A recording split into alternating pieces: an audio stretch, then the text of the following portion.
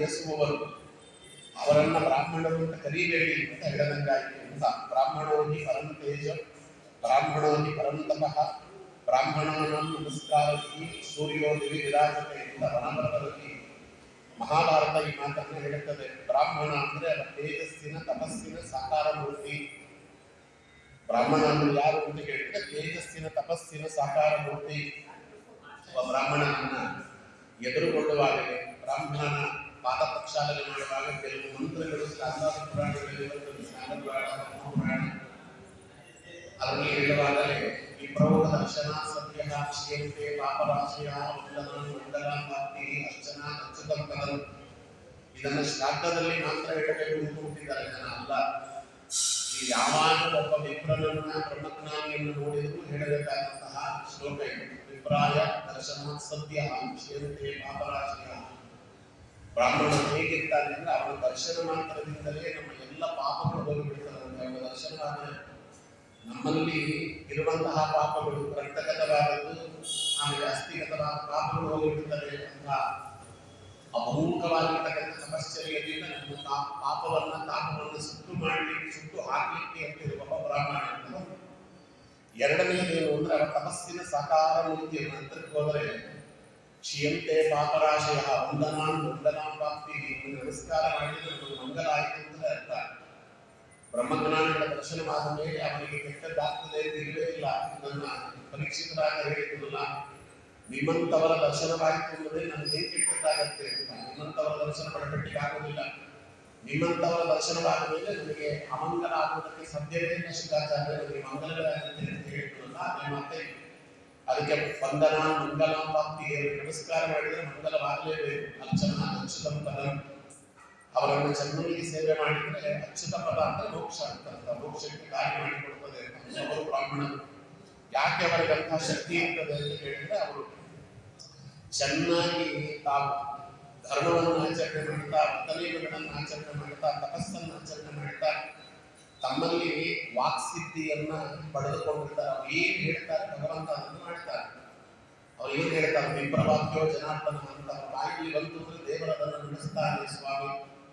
ಅದನ್ನ ನಾವು ನೋಡ್ತೇವೆ. ಅದಕ್ಕೋಸ್ಕರ 3 ವಿಧವಾಗಿರ್ತಕ್ಕಂಥ ತಪಸ್ಸನ್ನು ಆಚರಣೆ ಮಾಡುವಂಥವರು ಬ್ರಹ್ಮಜ್ಞಾನಿಗಳು. ಮೊದಲನೇದು ಶಾರೀರಿಕವಾದ ತಪಸ್ಸು, ಆಮೇಲೆ ವಾಂಗ್ಮಯವಾದ ತಪಸ್ಸು, ಅದಾದ ಮೇಲೆ ಮನಸ್ಸಿನಲ್ಲಿ ತಪಸ್ಸು ಅಂತ ಅದನ್ನು 3 ಹೇಳ್ತಾರೆ. ಮಾನಸ ಮುಚ್ಚತೆ, ತಪೋ ಮಾನಸ ಮುಚ್ಚತೆ. ಶಾರೀರಿಕವಾದ ತಪಸ್ಸು ಯಾವುದು? ಭಗವದ್ಗೀತೆಯಲ್ಲಿ ಭಗವಂತ ಹೇಳಿದ, ರಾಘವೇಂದ್ರ ಸ್ವಾಮಿಗಳು ಗೀತಾ ವಿವೃತ್ತಿಯಲ್ಲಿ ಅಪೂರ್ವವಾದ ಅರ್ಥ ಬರೆದಿದ್ದಾರೆ. ಬ್ರಹ್ಮಚರ್ಯಂ ಅಹಿಂಸಾಚ ಶಾರೀರಂ ತಪೋಚ್ಯತೆ ದೇವ ದ್ವಿಜ ಗುರು ಪ್ರಾಜ್ಞ ಪೂಜನಂ ಶೌಚ ಮಾರ್ಜವಂ ಬ್ರಹ್ಮಚರ್ಯ ಅಹಿಂಸಾಚ ಶಾರೀರಂ ತಪೋಚ್ಯತೆ. ಇನ್ನೊಬ್ಬರಿಗೆ ನೋವಾಗದ ರೀತಿಯಲ್ಲಿ ದೇವ ದ್ವಿಜ ಗುರು ಪ್ರಾಜ್ಞರನ್ನು ಪೂಜಿಸುವುದು ಅಂತ. ಬೇರೆಯವರಿಗೆ ನೋವಾಗದ ರೀತಿಯಲ್ಲಿ ಇದ್ರೆ ನಾನು ಪೂಜೆ ಮಾಡುತ್ತಿದ್ದೇನೆ ನಮ್ಮ ಅಹಂಕಾರವನ್ನು ತೋರಿಸ್ತಾ, ನಾನು ಹೇಗೆ ಸೇವೆ ಮಾಡುತ್ತಿದ್ದೇನೆ ನೋಡಿ, ನಿಮಗೂ ಯೋಗ್ಯತೆ ಇಲ್ಲ, ನಾನು ಮಾಡಿದಂತೆ ಸೇವೆ ಮಾಡಿದ್ದೇನೆ, ನಾನು ಮಾಡಿದಂತೆ ಯಾರು ಸೇವೆ ಮಾಡ್ತಾರೆ ಲೋಕದಲ್ಲಿ ಹಂಗೆ ಸೇವೆ ಮಾಡ್ತಾ ಇದ್ದೇನೆ ಅಂತ ದೇವಧ್ವಜ ಗುರು ಪ್ರಾಜ್ಞ, ದೇವತೆಗಳ ಆರಾಧನೆ, ಬ್ರಾಹ್ಮಣರ ಆರಾಧನೆ, ಬ್ರಹ್ಮಜ್ಞಾನಿಗಳ ಆರಾಧನೆ, ಗುರುಗಳ ಆರಾಧನೆ ಇವೆಲ್ಲವೂ ಕೂಡ ಜ್ಞಾನಭಕ್ತಿ ವೈರಾಗ್ಯಕ್ಕೆ ಕಾರಣವಾಗುವಂತ ರೀತಿಯಲ್ಲಿ ಇರಬೇಕು ಹೊರತು ಅಹಂಕಾರಕ್ಕೆ ಎಡೆಮಾಡಿಕೊಳ್ಳಬಾರದು ಎಂಬುದನ್ನು ಇಲ್ಲಿ ಹೇಳ್ತಾರೆ ರಾಘವೇಂದ್ರ ಸ್ವಾಮಿ. ಅದಕ್ಕೆ ಇನ್ನೊಬ್ಬರಿಗೆ ನಾವು ಮಾಡುವಂತ ಸೇವೆ ಇನ್ನೊಬ್ಬರಿಗೆ ಪ್ರೇರೇಪಣೆ ಮಾಡಬೇಕು ಹೊರತು ನಮ್ಮನ್ನು ನೋಡಿ ಅವರು ಮತ್ತೆ ಹೊರಕೊಂಡು ಈ ರೀತಿ ಸೇವೆಯನ್ನು ನಾವು ಮಾಡಲಿಕ್ಕಾಗಲ್ಲಪ್ಪ ಅಂತ ಅವರು ಸೇವೆ ಮಾಡುವುದರಿಂದಲೇ ಹಿಂದಕ್ಕೆ ಹೋಗಿಬಿಡಬಾರದು. ಇವಾಗ ಅಲ್ಲಿ 7 ದಿನ ಇರೋದು ಗುರುಗಳೇ ನಮಗೆ ಪರೀಕ್ಷಿತರಾದ ಶುದ್ಧಾಚಾರ್ಯರಿಗೆ ಹೇಳಿದ 7 ದಿನ ಇರೋದು ನಮಗೆ 7 ದಿನದಲ್ಲಿ ಸಾಧನೆ ಮಾಡಿಕೊಳ್ಳಿಕ್ಕೆ ಬರ್ತದ. ಅದಕ್ಕೆ ಶುದ್ಧಾಚಾರ್ಯ ಇಮಿಡಿಯೇಟ್ ಆಗಿ ಹೇಳಿದ್ರು, ಏನು 7 ದಿನ ಅಂತೀಯಲ್ಲೋ, ಒಂದು ಮುಹೂರ್ತದಲ್ಲಿ ಸಾಧನೆ ಮಾಡಿಕೊಂಡ ಖಟ್ವಾಂಗ ನಾಮ ರಾಜರ್ಷಿ, ಖಟ್ವಾಂಗ ಅನ್ನುವಂತಹ ರಾಜಋಷಿ ಅವ ಒಂದೇ ಮುಹೂರ್ತದಲ್ಲಿ ಸಾಧನೆ ಮಾಡಿಕೊಂಡು ಇಚ್ಛಾ ಭಗವಂತನ ಪದಕ್ಕೆ ಅಂದ್ರೆ ವೈಕುಂಠಕ್ಕೆ ಪ್ರವೇಶ ಮಾಡಿಬಿಟ್ಟ. ನಿನಗೆ 7 ದಿನ ಇದೆಯಲ್ಲೋ ರಾಜ, ಅದ್ಭುತವಾಗಿರ್ತಕ್ಕಂಥ ರೀತಿಯಲ್ಲಿ ಸಾಧನೆ ಮಾಡಿಕೊಳ್ಳಬಹುದು, ನೀನು ಯೋಚನೆ ಮಾಡಬೇಡ ಅಂತ ಅವನಿಗೆ ಧೈರ್ಯ ತುಂಬಿದ್ರು ಅಂತ. ಹಾಗೆ ಧೈರ್ಯ ತುಂಬಬೇಕಂತೆ ನಾವು ಮಾಡುವಂತಹ ಏನೇ ಸಾಧನ ಹೇಳೋದಿಲ್ಲ, ಗುರುಗಳೇ ನಿಮ್ಮಂತೆ ನಾವು ಮಾಡ್ಲಿಕ್ಕಾಗಲ್ಲ. ಈ ನನಗಿನ್ನೂ ಚೆನ್ನಾಗಿ ಮಾಡ್ತೀಯಪ್ಪ ನೀನು, ಶುರು ಮಾಡು, ಭಗವಂತ ಮಾಡಿಸ್ತಾನೆ, ಪ್ರಾರಂಭ ಮಾತ್ರ ವಿಕ್ಷಾವಾಗಿದ್ದು ಧರ್ಮೇ ಈಶ್ವರ. ಇದನ್ನು ಹೆಂಗೆ ಮಾಡಿದ್ರು ದೇವರನ್ನು ಸ್ವೀಕಾರ ಮಾಡ್ತಾನಪ್ಪ. ಅದಕ್ಕೆ ಅವನನ್ನು ಕರುಣಾಸಾಗರ ಅನ್ನೋದು. ನೀನು ಬೇಕಾದ್ರೂ ಮಾಡಿ. ನಮ್ಮ ಬಾಲಕನ ಕಲಭಾಷೆಯನ್ನು ಜನರಿಗೆ ಕೇಳಿ ಆನಂದಿಸುವಂಥದ್ದಲ್ಲಿ ಇರ್ತಾನೆ. ಅದನ್ನು ಹೇಳ್ತಾನೆ, ಆ ಮಗು ಹೇಗೆ ಮಾತಾಡಿದ್ರು ಕೂಡ ತಾಯಿಗಳ ಆನಂದ ಹೇಗಾಗ್ತದೋ ಹಾಗೆ ತನ್ನ ಭಕ್ತರಾದವರಿಗೆ ಹೀಗೆ ಸೇವೆ ಮಾಡಿದ್ರು, ಹೀಗೆ ಮಾಡಿದ್ರು ದೇವರನ್ನು ಆನಂದ ಪಡ್ತಾರಪ್ಪ. ನೀವು ಮಾಡಿ ಅಂತ ಹೀಗೆ ಇನ್ನೊಬ್ಬರಿಗೆ ಸ್ಫೂರ್ತಿಯನ್ನು ಕೊಡಬೇಕು ಅಂತ. ಅದಕ್ಕೋಸ್ಕರವಾಗಿ ಮೊದಲು ಬ್ರಹ್ಮಚರ್ಯ. ಅದಕ್ಕೆ ದೇವತ್ರಿಜ ಗುರು ಪ್ರಾಜ್ಞ. ದೇವರನ್ನ ದೇವತೆಗಳನ್ನ ಅವರಿಬ್ಬರನ್ನ ಆರಾಧನೆ ಮಾಡಬೇಕು ಕಾಲ ಕಾಲಕ್ಕೆ. ನಿಜ ಅಂದ್ರೆ ಎರಡನೇ ಜನ್ಮ ಪಡೆದು ಸಂಸ್ಕಾರವನ್ನು ಪಡೆದು ಉಪನಯನಾದಿ ಸಂಸ್ಕಾರ ಮಾಡಿಕೊಂಡು ಚೆನ್ನಾಗಿ ವೇದಾಧ್ಯಯನವನ್ನು ಮಾಡಿ ವೇದಗಳನ್ನು ಚೆನ್ನಾಗಿ ಅನುಷ್ಠಾನದಲ್ಲಿ ಇಟ್ಟುಕೊಂಡಿರುವಂಥವರು ಅವರನ್ನ ಗುರುಗಳು. ನಮಗೆ ಎಲ್ಲ ಲೌಕಿಕ ಪಾರಮಾರ್ಥಿಕ ಎರಡು ವಿದ್ಯೆಯನ್ನು ಕೊಟ್ಟಂಥವರು ಗುರುಗಳು. ಅವರನ್ನ ಪ್ರಾಜ್ಞರು ಅಂದರೆ ಭಗವಂತನನ್ನು ಚೆನ್ನಾಗಿ ತಿಳಿದವರು, ಅನುಭವದಿಂದ ಅವರು ಪ್ರಾಜ್ಞರು. ಅವರು ಎಷ್ಟು ಜನ ಸಿಕ್ಕಾಗ ಅವರನ್ನು ಕಾಯೇನ ವಾಚಾ ಮನಸ್ಸ ದೇಹದಿಂದ ಮಾತಿನಿಂದ ಮನಸ್ಸಿನಿಂದ ಚೆನ್ನಾಗಿ ಸೇವೆ ಮಾಡಬೇಕಂದ್ರೆ ಮನಸ್ಸೇವಾ ದ್ವಾರಮಾಗುತ್ತೇವೆ. ಅವರೆಲ್ಲ ಬಡಪಟ್ಟಿಗೆಲ್ಲ ಸಿಗುವುದಿಲ್ಲ. ಅವು ಸಿಕ್ಕಾಗ ತಪ್ಪಿಸಿಕೊಳ್ಳಬೇಡ, ಅದನ್ನು ಕಳ್ಕೋಬೇಡ ಅಂತ ಹೇಳ್ತಾರೆ. ಒಬ್ಬ ಸಜ್ಜನನಾದವನು ಸಿಗಬೇಕಾದ್ರೆ ಎಷ್ಟು ಕಷ್ಟ ಇದೆ. ಯಾರಾದರೂ ಒಬ್ಬರು ಸಜ್ಜನರು ನಮಗೆ ಸಿಗಬೇಕು ಎಂದು ಎಷ್ಟು ಕಷ್ಟ ಇದೆ. ಲಕ್ಷ್ಮೀದೇವಿ ಭಗವಂತನನ್ನು ಕೇಳ್ತಾಳೆ, ಒಬ್ಬ ಸಜ್ಜನನ ಸೇವೆ ಮಾಡಬೇಕು ಅಂತಂದ್ರೆ ಒಬ್ಬ ಭಕ್ತನಾದವನು ಎಷ್ಟು ಕಷ್ಟಪಡಬೇಕು. ಒಬ್ಬ ಸಜ್ಜನರಾದವರು ಗುರುಗಳಾದವರು ಒಬ್ಬ ಸಜ್ಜನರಿಗೆ ಸಿಗಬೇಕು ಅಂತ ಅದರ ಸುದ್ದಿ ಹೇಗಿರಬೇಕು ಅಂತ ಹೇಳಿದ್ರೆ ಭಗವಂತ ಹೇಳಿದ, ಕೋಟಿ ಜನ್ಮ ಸಮುತ್ತೇನ ಪುಣ್ಯ ಲಭ್ಯತೆ. ಒಂದು ಕೋಟಿ ಜನ್ಮಗಳ ಪುಣ್ಯ ವಿಶೇಷವಿದ್ದವರಿಗೆ ಮಾತ್ರ ಸಜ್ಜನರ ಸಹವಾಸ ಮಾಡುವಂತ ಯೋಗ ಯೋಗ್ಯತೆ ಬರ್ತದೆ. ಪುಕ್ಕಟ್ಟಿಯಾಗಿರುವುದಿಲ್ಲ. ಅದ್ಯೋದಯೇನ ಬಹುಜನ್ಮ ಸಮಾಚಿತೇನ ಸತ್ಸಂಗವಂಚನತೆ ಪುರುಷೋ ಯದಾವೈ ಅಜ್ಞಾನ ಹೇತು ತಮೋಹ ಮನಾಂತಕಾರಃ ನಷ್ಟೋ ವಿದಾಯುತೋ ಉದಯಿತೆ ವಿವೇಕ. ಭಾಗ್ಯೋದಯೇನ ಅಭಾಗ್ಯೋದಯೇನ ಅನ್ನುವುದಕ್ಕೆ ಕೋಟಿ ಜನ್ಮ ಸಮುತ್ತೇನ ಪುಣ್ಯ ಲಭ್ಯತೆ. ಒಂದು ಕೋಟಿ ಜನ್ಮಗಳಲ್ಲಿ ಮಾಡಿದಂಥ ಪುಣ್ಯದ ಭಾಗ್ಯದ ಉದಯವಾದರೆ ಅದಕ್ಕೆ ಆಗ ಸಜ್ಜನರ ಸಂಘ ಮಾಡುವಂಥ ಯೋಗ ಯೋಗ್ಯತೆಯನ್ನು ದೇವರು ಕೊಡ್ತಾರಂತೆ. ಭಾಗ್ಯೋದಯೇನ ಬಹುಜನ್ಮ ಸವಾಚಿತೇನ ಅವಾಗ ಸತ್ಸಂಗವಂಚಲವತೆ ಪುರುಷೋ ಯದಾವಿ. ಸಜ್ಜನರ ಸಂಘ ಮಾಡುವಂಥ ಯೋಗ್ಯತೆ ಯೋಗ ಬರ್ತದೆ. ಆಯ್ತಾ, ಈಗ ಸಜ್ಜನರ ಸಂಘ ಮಾಡಿದರೆ ನಮಗೇನು ಅದರಿಂದ ಫಲ ಏನು ಅಂತ ಎಲ್ಲ ಲಾಭವನ್ನು ನೋಡುವವರೆಲ್ಲ ನಮಗೇನು ಲಾಭ? ಸಜ್ಜನರ ಸಂಘ ಆಯಿತು, ನಮಗೇನು ಲಾಭ? ಅಜ್ಞಾನ ಹೇತು ಕೃತಮೋಹಾಂಧಕಾರ. ಅಜ್ಞಾನದ ಕಾರಣದಿಂದ ಬಂದಿರುವಂಥ 8 ಮೋಹ, 8 ಮದ. ಶಿಶುಮೋಹ, ಸತಿಮೋಹ, ಜನನಿ ಜನಕರ ಮೋಹ, ರಸಿಕಮಿತ್ರರ ಮೋಹ, ರಾಜಮೋಹ, ಕೃಷ್ಣಮೋಹ, ಭೂಮೋಹ, ಬಂಧುವರ್ಗದ ಮೋಹ. 8 ಮೋಹಗಳು. ಆಮೇಲೆ ಅನ್ನಮದ, ಅರ್ಥಮದ, ಅಖಿಲ ವೈಭವದ ಮದ, ಉನ್ನಪ್ರಾಯದ ಮದ, ರೂಪಮದವು, ಕರ್ಣ ಸತ್ವದ ಮದ, ಆತ್ಮವಶವಾದ ಮದ, ಇನ್ನು ತನಗೆ ಎದುರು ಇಲ್ಲಂತ ಮದದಿಂದ 8 ಮದ. ಅಲ್ಲಿ 8 ಮೋಹ, 8 ಮದ ಹೋಗ್ಬಿಡ್ತದೆ. ಅಜ್ಞಾನ ಹೇತು ಕೃತಮೋಹ ಮದಾಂಧಕಾರ. ಇದು ಮೋಹ ಮದ ಅಂಧಕಾರ, ಕತ್ತಲೆಗೆ ಎಲ್ಲರೂ ಹೋಗ್ತಾರಂತೆ. ಹೋದ ಮೇಲೆ 2 ಕಣ್ಣು ಬರುತ್ತೆ ಅಂತಾರೆ. ನಷ್ಟೋ ವಿದಾಯುತೋ ಉದಯಿತೆ ವಿವೇಕ. ಇದು ಪರ್ಮನೆಂಟ್ ಆಗಿ 2 ಹೋದರೆ 2 ಬರುತ್ತೆ. ಮೋಹ ಮತ್ತೆ ಮದ ಅನ್ನೋದು ಸಂಪೂರ್ಣವಾಗಿ ಹೋದರೆ ಸತ್ಸಂಗ ಅನ್ನೋದು ಒಂದು ಕಣ್ಣು, ವಿವೇಕ ಅನ್ನೋದು ಒಂದು ಕಣ್ಣು. 2 ಪ್ರಾಣ ಅದನ್ನು ಹೇಳ್ತಾರೆ. ಸತ್ಸಂಗಶ್ಚ ವಿವೇಕಶ್ಚ ನಯನದ್ವಯಂ. ಯಾರಿಗೆ ಸತ್ಸಂಗ ಮತ್ತೆ ವಿವೇಕ ಅನ್ನೋ 2 ಕಣ್ಣುಗಳಿರ್ತದೆ ಅವರು ಮಾತ್ರ ದೇವರನ್ನ ನೋಡಲಿಕ್ಕೆ, ದೇವರನ್ನ ಹೃದಯದಲ್ಲಿ ಬಂದಂತಹ ಜ್ಞಾನಿಗಳನ್ನು ನೋಡಲಿಕ್ಕೆ ಯೋಗ್ಯತೆಯನ್ನು ಪಡೆದುಕೊಳ್ತಾರೆ. ಹೊರತು ಮಿಕ್ಕವರಿಗೆ ಅವರು ಕಾಣುವುದಿಲ್ಲ, ತೋರುವುದಿಲ್ಲ. ಅದಕ್ಕೆ ಯಾರಿಗೆ ಸತ್ಸಂಗ ಮತ್ತೆ ಈ ವಿವೇಕ ಅನ್ನುವಂತಹ 2 ಕಣ್ಣುಗಳಿಲ್ಲ ಅವರು ಸೋಪಿ ಅಂತಹ ಅವರು ಅಂತಲೇ ಕರೀತಾರೆ. ಅಂತರಂಗದಲ್ಲಿ ಎಲ್ಲಿಯ ಕಾಣ್ತಾ ಹುಟ್ಟು ಕುರುಡರು ಅಂತ ಹೇಳಿದ್ರಲ್ಲ ವಿಜಯ ಮಾತೆ. ಇಲ್ಲಿ ನಾವು ಅದನ್ನು ಇಲ್ಲಿಗೆ ಸೇರಿಸಿಕೊಳ್ಳಬೇಕು ಅಂತ. ಹಾಗಾಗಿ ಅವರ ಸೇವೆ ಅನ್ನುವುದನ್ನೆಲ್ಲ ಸುಡಪಟ್ಟಿಗೆ ಸಿಗುವುದಿಲ್ಲ. ಸಿಕ್ಕಾಗ ಮಾತ್ರ ಯಾವ ಕಾರಣಕ್ಕೂ ತಪ್ಪಿಸಿಕೊಳ್ಳಬೇಡ. ಅದಕ್ಕೆ ಅಜ್ಞಾನ ಹೇತು ತಮೋಹ ಮದಾಂಧಕಾರ ನಷ್ಟೋ ವಿದಾಯುತೋ ಉದಯಿತೆ ವಿವೇಕ. ವಿವೇಕ ಅನ್ನೋದು ಮನುಷ್ಯನಿಗೆ ಆಗಬರ್ತದೆ. ಅದಕ್ಕೆ ದೇವತ್ರಿಜ ಗುರು ಪ್ರಾಜ್ಞಾ ಪೂಜನ ಭೋಜನಂ ಎಲ್ಲ ರೀತಿಯಲ್ಲಿ ಸೇವಾದಿಗಳನ್ನು ಮಾಡುವುದು. ಶೌಚಂ ಆರ್ಜವಂ, ದೇಹವನ್ನು ಶುದ್ಧವಾಗಿಟ್ಟುಕೊಳ್ಳುವುದು ಅದು ಶೌಚ. ನಮ್ಮ ದೇಹ ಅನ್ನೋದಿದೆಯಲ್ಲ, ಇದು ಭಗವಂತನನ್ನ ಪಡೆದಿರುವಂತಹ ಮಂದಿರ, ದೇವ ಮಂದಿರ ಅನ್ನೋದಕ್ಕೆ ಈ ಶರೀರವನ್ನು ಹೇಳ್ತಾರೆ. ನಮ್ಮ ಹೃದಯದಲ್ಲಿ ಭಗವಂತ ಇದ್ದಾನೆ. ಹೃದಯ ಮಧ್ಯೆ ಕೇವಲ ಬ್ರಹ್ಮ ಮಂತ್ರ, ಹೃದಯದ ಗುಹೆಯಲ್ಲಿ ಭಗವಂತ ಇದ್ದಾನೆ. ಈ ದೇಹ ಅನ್ನೋದು ದೇವರ ಗುಡಿ. ಇದನ್ನ ಚೆನ್ನಾಗಿ ತೊಳೆದು ಚೆನ್ನಾಗಿ ಅದಕ್ಕೆ ಮಂಜನಾದಿಗಳನ್ನು ಮಾಡಿಸಿ ಶುದ್ಧವಾಗಿಟ್ಟುಕೊಳ್ಳಬೇಕು. ಎಂದೆಂದಕ್ಕೆ ಇಟ್ಕೊಳ್ಳೋ ಆಗಿಲ್ಲ. ದೇಹವನ್ನು ಶುದ್ಧವಾಗಿಟ್ಟುಕೊಳ್ಳುವುದು ಕರ್ತವ್ಯ. ಅದು ಅದಕ್ಕೋಸ್ಕರವಾಗಿ ಹೇಳ್ತಾರೆ, ಯಾವ ದೇಹವನ್ನು ಶುದ್ಧವಾಗಿಟ್ಟುಕೊಳ್ಳುವುದಿಲ್ಲ ಅವನಿಗೆ ದೊಡ್ಡ ಪಾಪ. ದೇವರು ಕೊಟ್ಟ ದೇಹವನ್ನು ಕೊಂದ ಪಾಪ ಬರ್ತದೆ ಅವನಿಗೆ ಅಂತ. ಅದಕ್ಕೆ ಶೌಚಂ ಶೌಚಂ ರಾಘವೇಂದ್ರ ಸ್ವಾಮಿಗಳು ಅದಕ್ಕೋಸ್ಕರ ಶೌಚಂ ಅಂದ್ರೆ ಶುಚಿಯಾಗಿರುವುದು. ಹೇಗೆ ಶುಚಿಯಾಗಿರುವುದು? ದೇಹ ತೊಳೆಯುವುದು ಬೇರೆ, ದೇಹಕ್ಕೆ ಸ್ನಾನ ಮಾಡಿಸುವುದು ಬೇರೆ. ಸ್ನಾನ ಬೇರೆ, ದೇಹ ತೊಳೆಯುವುದು. ಏನ್ ಮಾಡ್ತಿದ್ರಿ? ಮೈ ತೊಡ್ಕೊಂಡೆ ಆಚಾರ. ಮೈ ತೊಡ್ಕೊಳ್ಳುವುದು ಬೇರೆ. ಮೈ ತೊಡ್ಕೊಳ್ಳುವಾಗ ಏನು ಒಳಗಡೆ ಚಿಂತನೆ ಇದ್ದರೆ ನಮಗದು ಮಂತ್ರ ಸ್ನಾನವಾಗ್ತದೆ ಎನ್ನುವುದನ್ನು ಈಗ ಹೇಳ್ತಾರೆ. ಊಟಾಗ ಈ ದೇಹದಲ್ಲಿ ಭಗವಂತ ಇದ್ದಾನೆ. ಈ ದೇಹ ಅನ್ನೋದು ಭಗವಂತನನ್ನು ಗೊತ್ತಿರುವಂತಹ ರಥ ಅಥವಾ ದೇವಸ್ಥಾನ.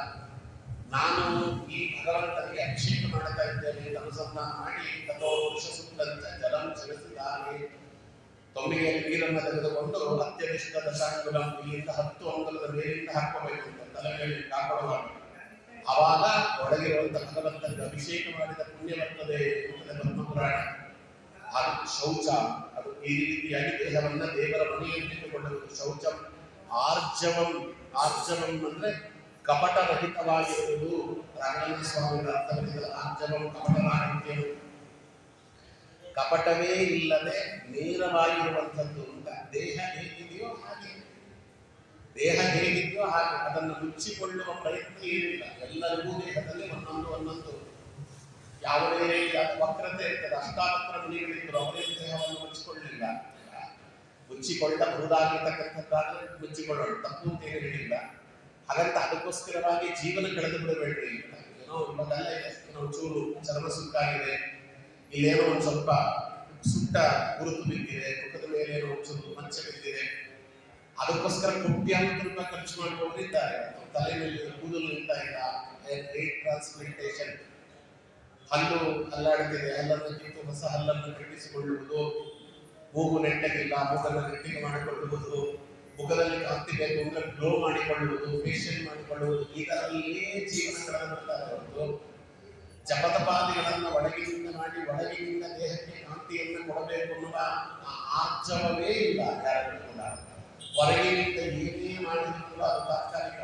ಏನು ಮೇಕಪ್ ಮಾಡಿದ್ರು, ಏನೇ ನೀವು ವ್ಯವಸ್ಥೆ ಮಾಡಿದ್ರು ಒಂದು ಹಂತ ಅಂತ ಹೋಗ್ಬಿಡ್ತದೆ, ಅದೇನೂ ಇಲ್ಲ.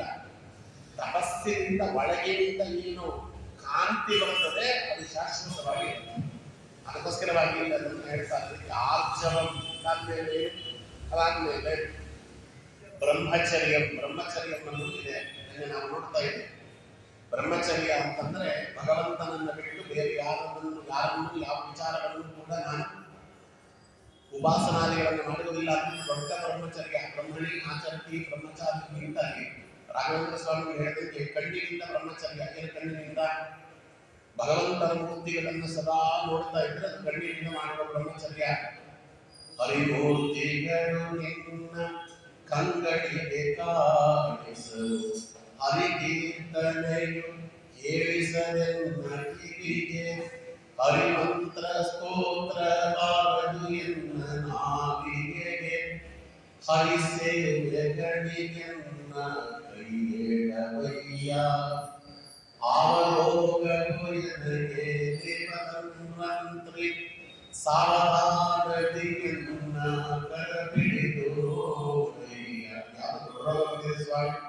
ಅದೇನು ರೋಗ ಅಂತ ಸ್ವಲ್ಪ ನೋಡಿ ಹೇಳ್ಬೋದು. ಧನ್ವಂತರಿ ಮುಂದೆ ಕೈ ಕೊಡೋದು, ನಾಡಿ ನೋಡಿ ಹೇಳ್ಬೇಕಲ್ಲ, ಸಿಂಟಮ್ಸ್ ಹೇಳ್ತಾನೆ. ಹರಿಮೂರ್ತಿಗಳು ಎನ್ನ ಕಂಗಳಿಗೆ ಕಾಣಿಸು.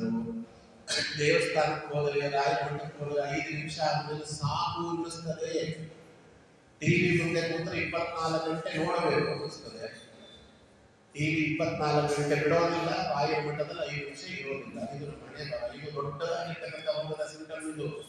ಹರಿಮೂರ್ತಿಗಳು ಎನ್ನ ಕಂಗಳಿಗೆ ಕಾಣಿಸಲು ಹರಿಕೀರ್ತನೆಯು ಕೇಳಿಸಲು ಕಿವಿಗೆ ಯಾವ ಲೌಕಿಕ ಮಾತ್ರ ಎಷ್ಟು ಬೇಕಾದ್ರೂ ಕೇಳ್ತಾನೆ. ಉಪನ್ಯಾಸ 5 ನಿಮಿಷ ಜಾಸ್ತಿ ಆಗಿಬಿಡ್ತು ಅಂದ್ರೆ ಒಂದು ಒದ್ದಾಡ್ತಾರೆ. ಏನು ಒದ್ದಾಡ್ತಾರೆ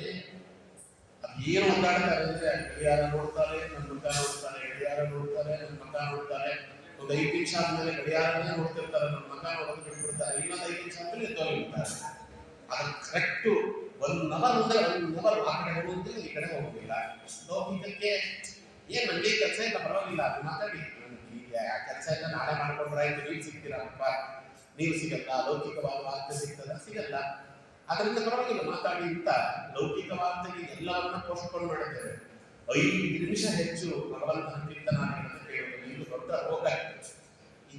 ಇವೆಲ್ಲ ಸರಿ ಮಾಡಿಕೊಂಡ್ರೆ ಬ್ರಹ್ಮಚರ್ಯ ಮಾಡಿರುತ್ತೆ ಅಂತ ಅಲ್ವಾ. ಹರಿತೀರ್ಥ ಪ್ರಸಾದ ರುಚಿಸದನ್ನ ನಾಲಿಗೆಗೆ, ಭಗವಂತನ ಪ್ರಸಾದ ರುಚಿಸುವುದಿಲ್ಲ. ಯಾವುದನ್ನ ತಿನ್ನಬೇಡ ಅಂತ ಶಾಸ್ತ್ರ ಹೇಳ್ತಿದೆಯೋ ಅದನ್ನ ಪದೇ ಅದನ್ನೇ ಅದೇ ರುಚಿ, ನಾಲಿಗೆಗೆ ರುಚಿ ಅಲ್ವಾ. ಹರಿಯಾತ್ರೆಗಳಿಗೆ ಕಾಲಿಲ್ಲ, ಹರಿಯಾತ್ರೆಗೆ ಅಂತ ಹೇಳುವುದಿಲ್ಲ. 4 ನಮಸ್ಕಾರ ಮಾಡುವಷ್ಟು ಸುಸ್ತಾಗಿರುತ್ತದೆ.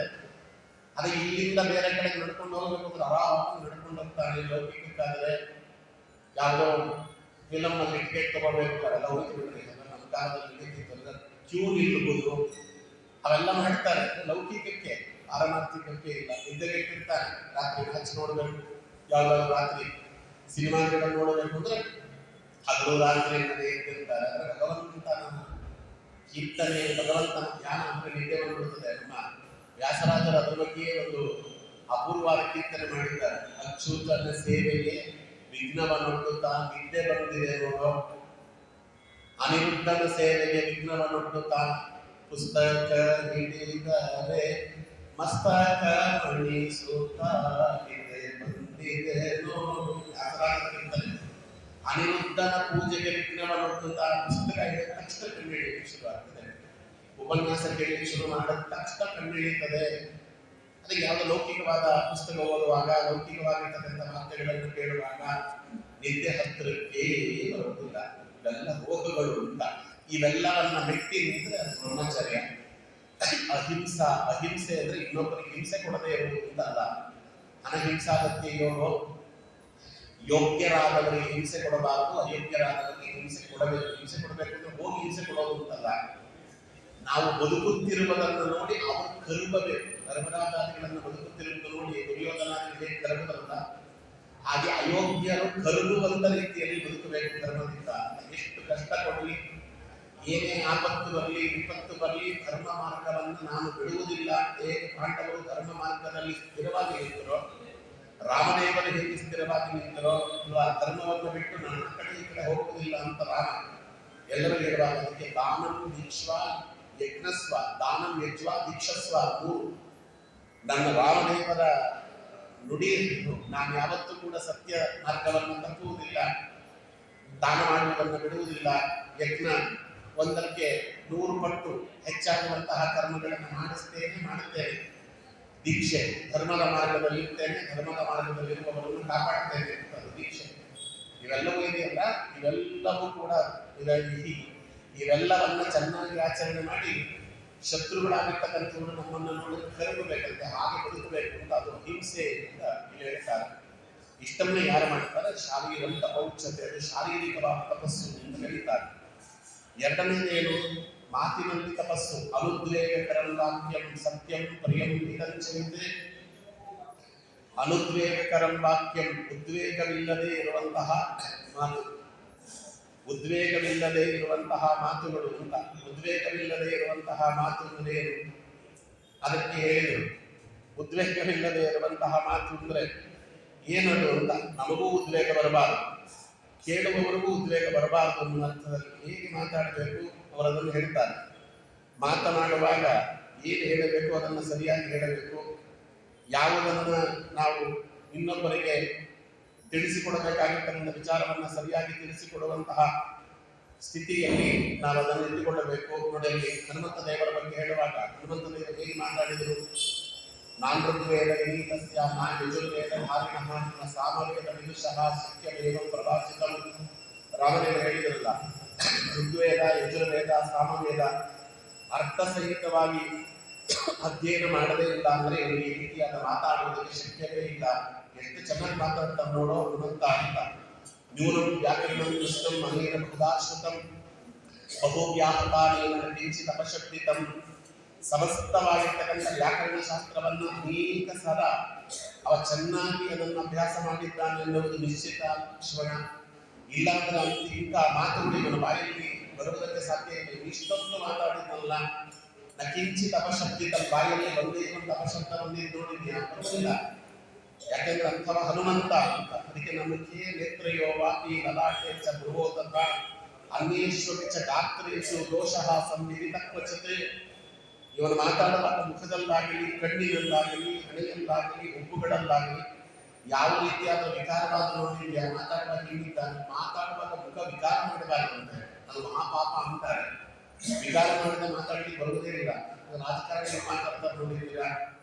ಹಳ್ಳಿಯ ಕುಡಿದು ಮುಖ ಇದ್ದಂಗೆ ಇರ್ತದೆ, ಅವ್ರು ನೋಡಿದ್ರೆ ಹಂಗೆ ಮಾತಾಡ್ತಾರೆ. ಅದೆಲ್ಲ ಮಾತಾಡಬಾರ್ದು. ಶಾಂತರ ಯಾಕೆ ಮಾತಾಡ್ತಾರೆ ಅಂದ್ರೆ ಒಳಗಡೆ ದೋಷ ಅನ್ನೋದು ತುಂಬಿಕೊಂಡಿರ್ತದೆ. ಯಾರ ಮನಸ್ಸಿನಲ್ಲಿ ಪ್ರಶಾಂತತೆ ಇರುತ್ತದೆ, ಮನಸ್ಸಿನಲ್ಲಿ ದೈವ ಭಕ್ತಿ ನೆಲೆಸಿರ್ತದೆ, ಅವರ ಮುಖ ಎಂದೂ ವಿಕಾರವಾಗುವುದಿಲ್ಲ. ಅದಕ್ಕೆ ಅವಿಸ್ತಾರಂ ಅಸಂದಿಗ್ಧಂ ಅವಿಲಂಬಿತಂ ಅದ್ಭುತಂ ಉರುಸ್ತಲಂ ಕಂಠಕಂ ವಾಕ್ಯಂ ವರ್ತತೆ ಮಧ್ಯೇಶ್ವರೇ. ರಾಮದೇವರು ಹೇಳಿದ್ದು ಅನವಶ್ಯಕವಾಗಿ ಮಾತನ್ನು ವಿಸ್ತಾರ ಮಾಡಲಿಲ್ಲ. ಸಂದೇಹಕ್ಕೆ ಆಸ್ಪದ ಕೊಡುವಂತಹ ಮಾತುಗಳು ಅವರ ಬಾಯಿಯಲ್ಲಿ ಬರಲಿಲ್ಲ. ಒಂದು ಚೂರು ತಡವರಿಸಲಿಲ್ಲ. ಪ್ರಿಪೇರ್ ಆಗಿಲ್ಲ ಅಂದ್ರೆ ತಡವರಿಸಬೇಕಾಗ್ತದೆ. ಯಾಕೆ ಪುಂಖಾನುಪುಂಖವಾಗಿ ಮಾತು ಬರ್ತದೆ ಆಚಾರ್ಯನ ಬಾಯಲ್ಲಿ ಇದ್ರೆ ಅದನ್ನ ಮನೆಯಲ್ಲಿ ಅದಕ್ಕೆ ಅಭ್ಯಾಸ ಮಾಡಿಕೊಂಡು ಬಂದಿರಬೇಕು. ಯಾರಿಗೆ ಅಭ್ಯಾಸದ ಕೊರತೆ ಇದೆ ಅವನ ಬಾಯಲ್ಲಿ ನಿರಂತರವಾಗಿ ಮಾತುಗಳು ಬರುವುದಿಲ್ಲ. ಯೋಚನೆ ಮಾಡಬೇಕಾಗ್ತದೆ ಮಾತನ್ನು ಕುರಿತು. ಅವನ 5 ನಿಮಿಷ ಮಾತಾಡಲ್ಲ, ಇದು ಏನು, ಅದು ಅದು ಏನೋ ಅದು ಅದು ಅದು ಯಾಕೆ ಹೊರಗಡೆ ಮಾತು ಬರುವುದಿಲ್ಲ. ಶಬ್ದಗಳು ಬರಬೇಕಾದ್ರೆ ಅದು ಅಭ್ಯಾಸವನ್ನು ನೀಡುತ್ತದೆ. ಅದಕ್ಕೆ ಅಲ್ಲಿ ಪುರುಸ್ತಲಂ ಕಂಠಕಂ ವಾಕ್ಯಂ ಬರ್ತದೆ ಮಧ್ಯಮೇಶ್ವರೇ.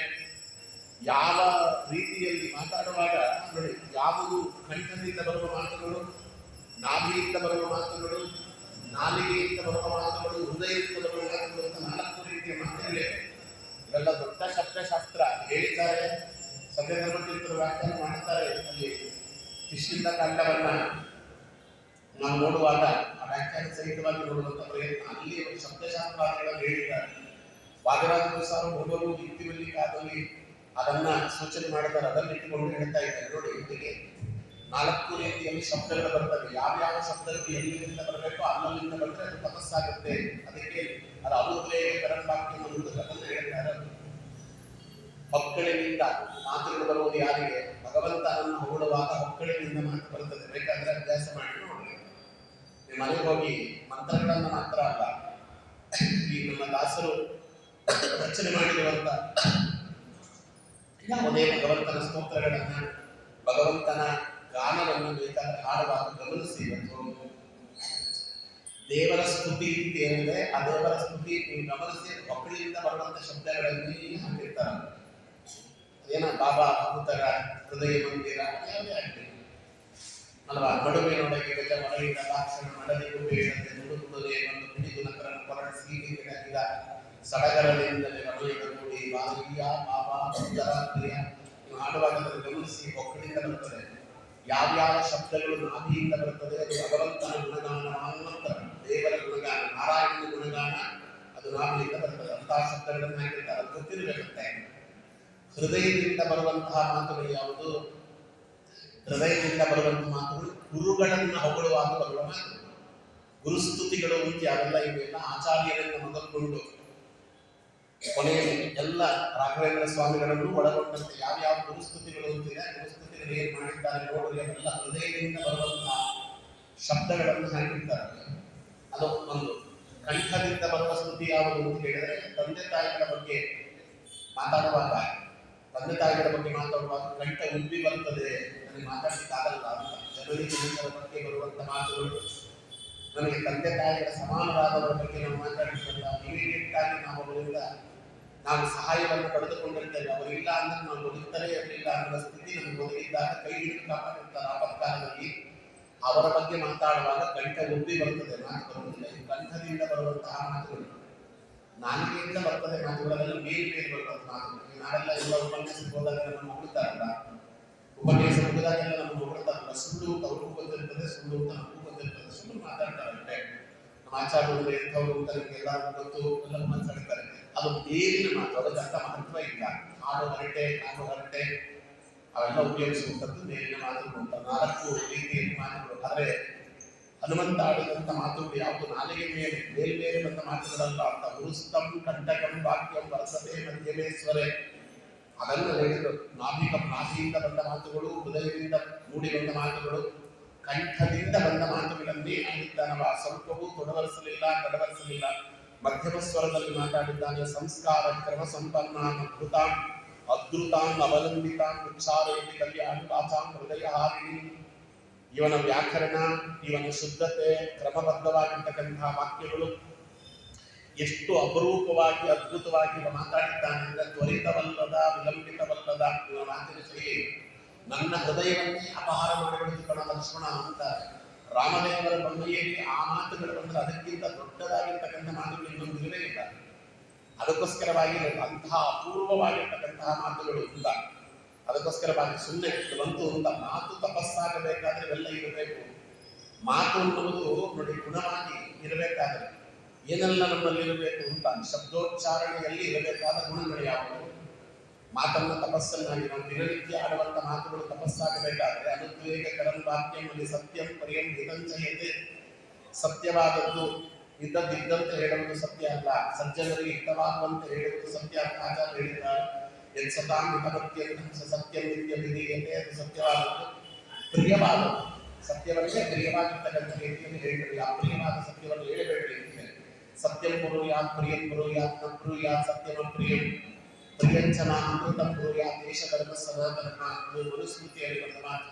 ಸತ್ಯವನ್ನು ಹೇಳಿರಿ, ಪ್ರಿಯವಾದದ್ದನ್ನು ಹೇಳಿರಿ, ಅಪ್ರಿಯವಾದ ಸತ್ಯವನ್ನು ಹಾಗೆ ಹೇಳಲಿಕ್ಕೆ ಹೋಗಬೇಡ್ರಿ, ಪ್ರಿಯಾದತ್ತೆ ಅಂತ ಸುಳ್ಳನ್ನು ಹೇಳಲಿಕ್ಕೆ ಹೋಗಬೇಡ್ರಿ.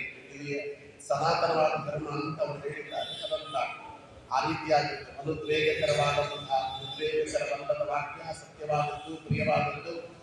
ಸ್ವಾಧ್ಯಾಯಾಭ್ಯಸನಂಚೈವ, ಸದಾ ಕಾಲ ಅಭ್ಯಾಸ ಮಾಡ್ತಾ ಸ್ವಾಧ್ಯಾಯನ ಅಧ್ಯಯನ ಮಾಡಿದ್ದನ್ನ ಮಾತಿನ ಮುಖೇನವಾಗಿ ಕಟ್ಟಿಕೊಡುವುದಕ್ಕೆ ಪ್ರಯತ್ನ. ಏನೆಲ್ಲ ಗ್ರಂಥಗಳಲ್ಲಿ ನಾವು ಓದ್ತೇವೆ ಅದು ಸಾಮಾನ್ಯರಿಗೆ ತಿಳಿಯುವುದಕ್ಕೆ ಅಥವಾ ನನಗೆ ತಿಳಿಯುವುದಕ್ಕೆ ಯಾವ ರೀತಿಯಲ್ಲಿ ಅದನ್ನ ನಾನು ಕಟ್ಟಿಕೊಳ್ಳಬೇಕು, ನನ್ನದೇ ಆದ ಮಾತಿನಿಂದ ಅನ್ನುವ ಪ್ರಯತ್ನ ಇದೆಯಲ್ಲ ಸ್ವಾಧ್ಯಾಯ. ಅಭ್ಯಸನಂಚೈವ, ಅಭ್ಯಾಸ ಅಭ್ಯಾಸ ಅಭ್ಯಾಸ. ಬರೀ ಸಂಗೀತ ಮಾತ್ರ ಅಭ್ಯಾಸ ಮಾಡಬೇಕು, ಬೇರೆ ಕಲೆಗಳನ್ನು ಮಾತ್ರ ಅಭ್ಯಾಸ ಮಾಡಬೇಕು ಅಂದ್ಕೊಂಡಿದ್ದಾರೆ ಜನ. ಮಾತನ್ನೂ ಅಭ್ಯಾಸ ಮಾಡಬೇಕು. ಅಭ್ಯಾಸ ಮಾಡಲಿಲ್ಲ ಮಾತಿಗೆ ಅಂದರೆ ನಮ್ಮ ಮಾತಿಗೆ ಬೆಲೆ ಬರುವುದಿಲ್ಲ. ಸಾಮಾನ್ಯವಾಗಿರ್ತಕ್ಕಂಥವ್ರು ಆಡುವ ಮಾತಿಗೂ ಕೂಡ ಅನುಭವಸ್ಥರಾಡುವ ಮಾತಿಗೂ ವ್ಯತ್ಯಾಸ ಇಲ್ಲ. ಎಷ್ಟು ವ್ಯತ್ಯಾಸ ಇರ್ತದೆ ನೋಡ್ರಿ. ನಮ್ಮ ಗುರುಗಳು ಸಿಗೋರಿಲ್ಲ ಮಲ್ಲೇಶ್ವರಂ, ಅವಾಗ 18th ಕ್ಲಾಸಲ್ಲಿ ಆ ಬಸ್ ಸ್ಟಾಪ್ ಇದೆಯಲ್ಲ, ಅಲ್ಲಿ ನಾನು ಪಾಠಕ್ಕೆ ಅಂತ ಬರುವಾಗ ಅಲ್ಲಿ ಗುರುಗಳು ಸಿಗೋರಿಲ್ಲ. ಪಾಪ ಅವರು ಚತುರ್ವೇದದಲ್ಲಿ ಅವರು ಕುಂಭಕೋಣ ಪ್ರಾಣಾಚಾರ್ಯ ಅಂತ ನನಗೆ ಋಗ್ವೇದವನ್ನು ಕಲಿಸಿದ ಮಹಾನುಭಾವರು.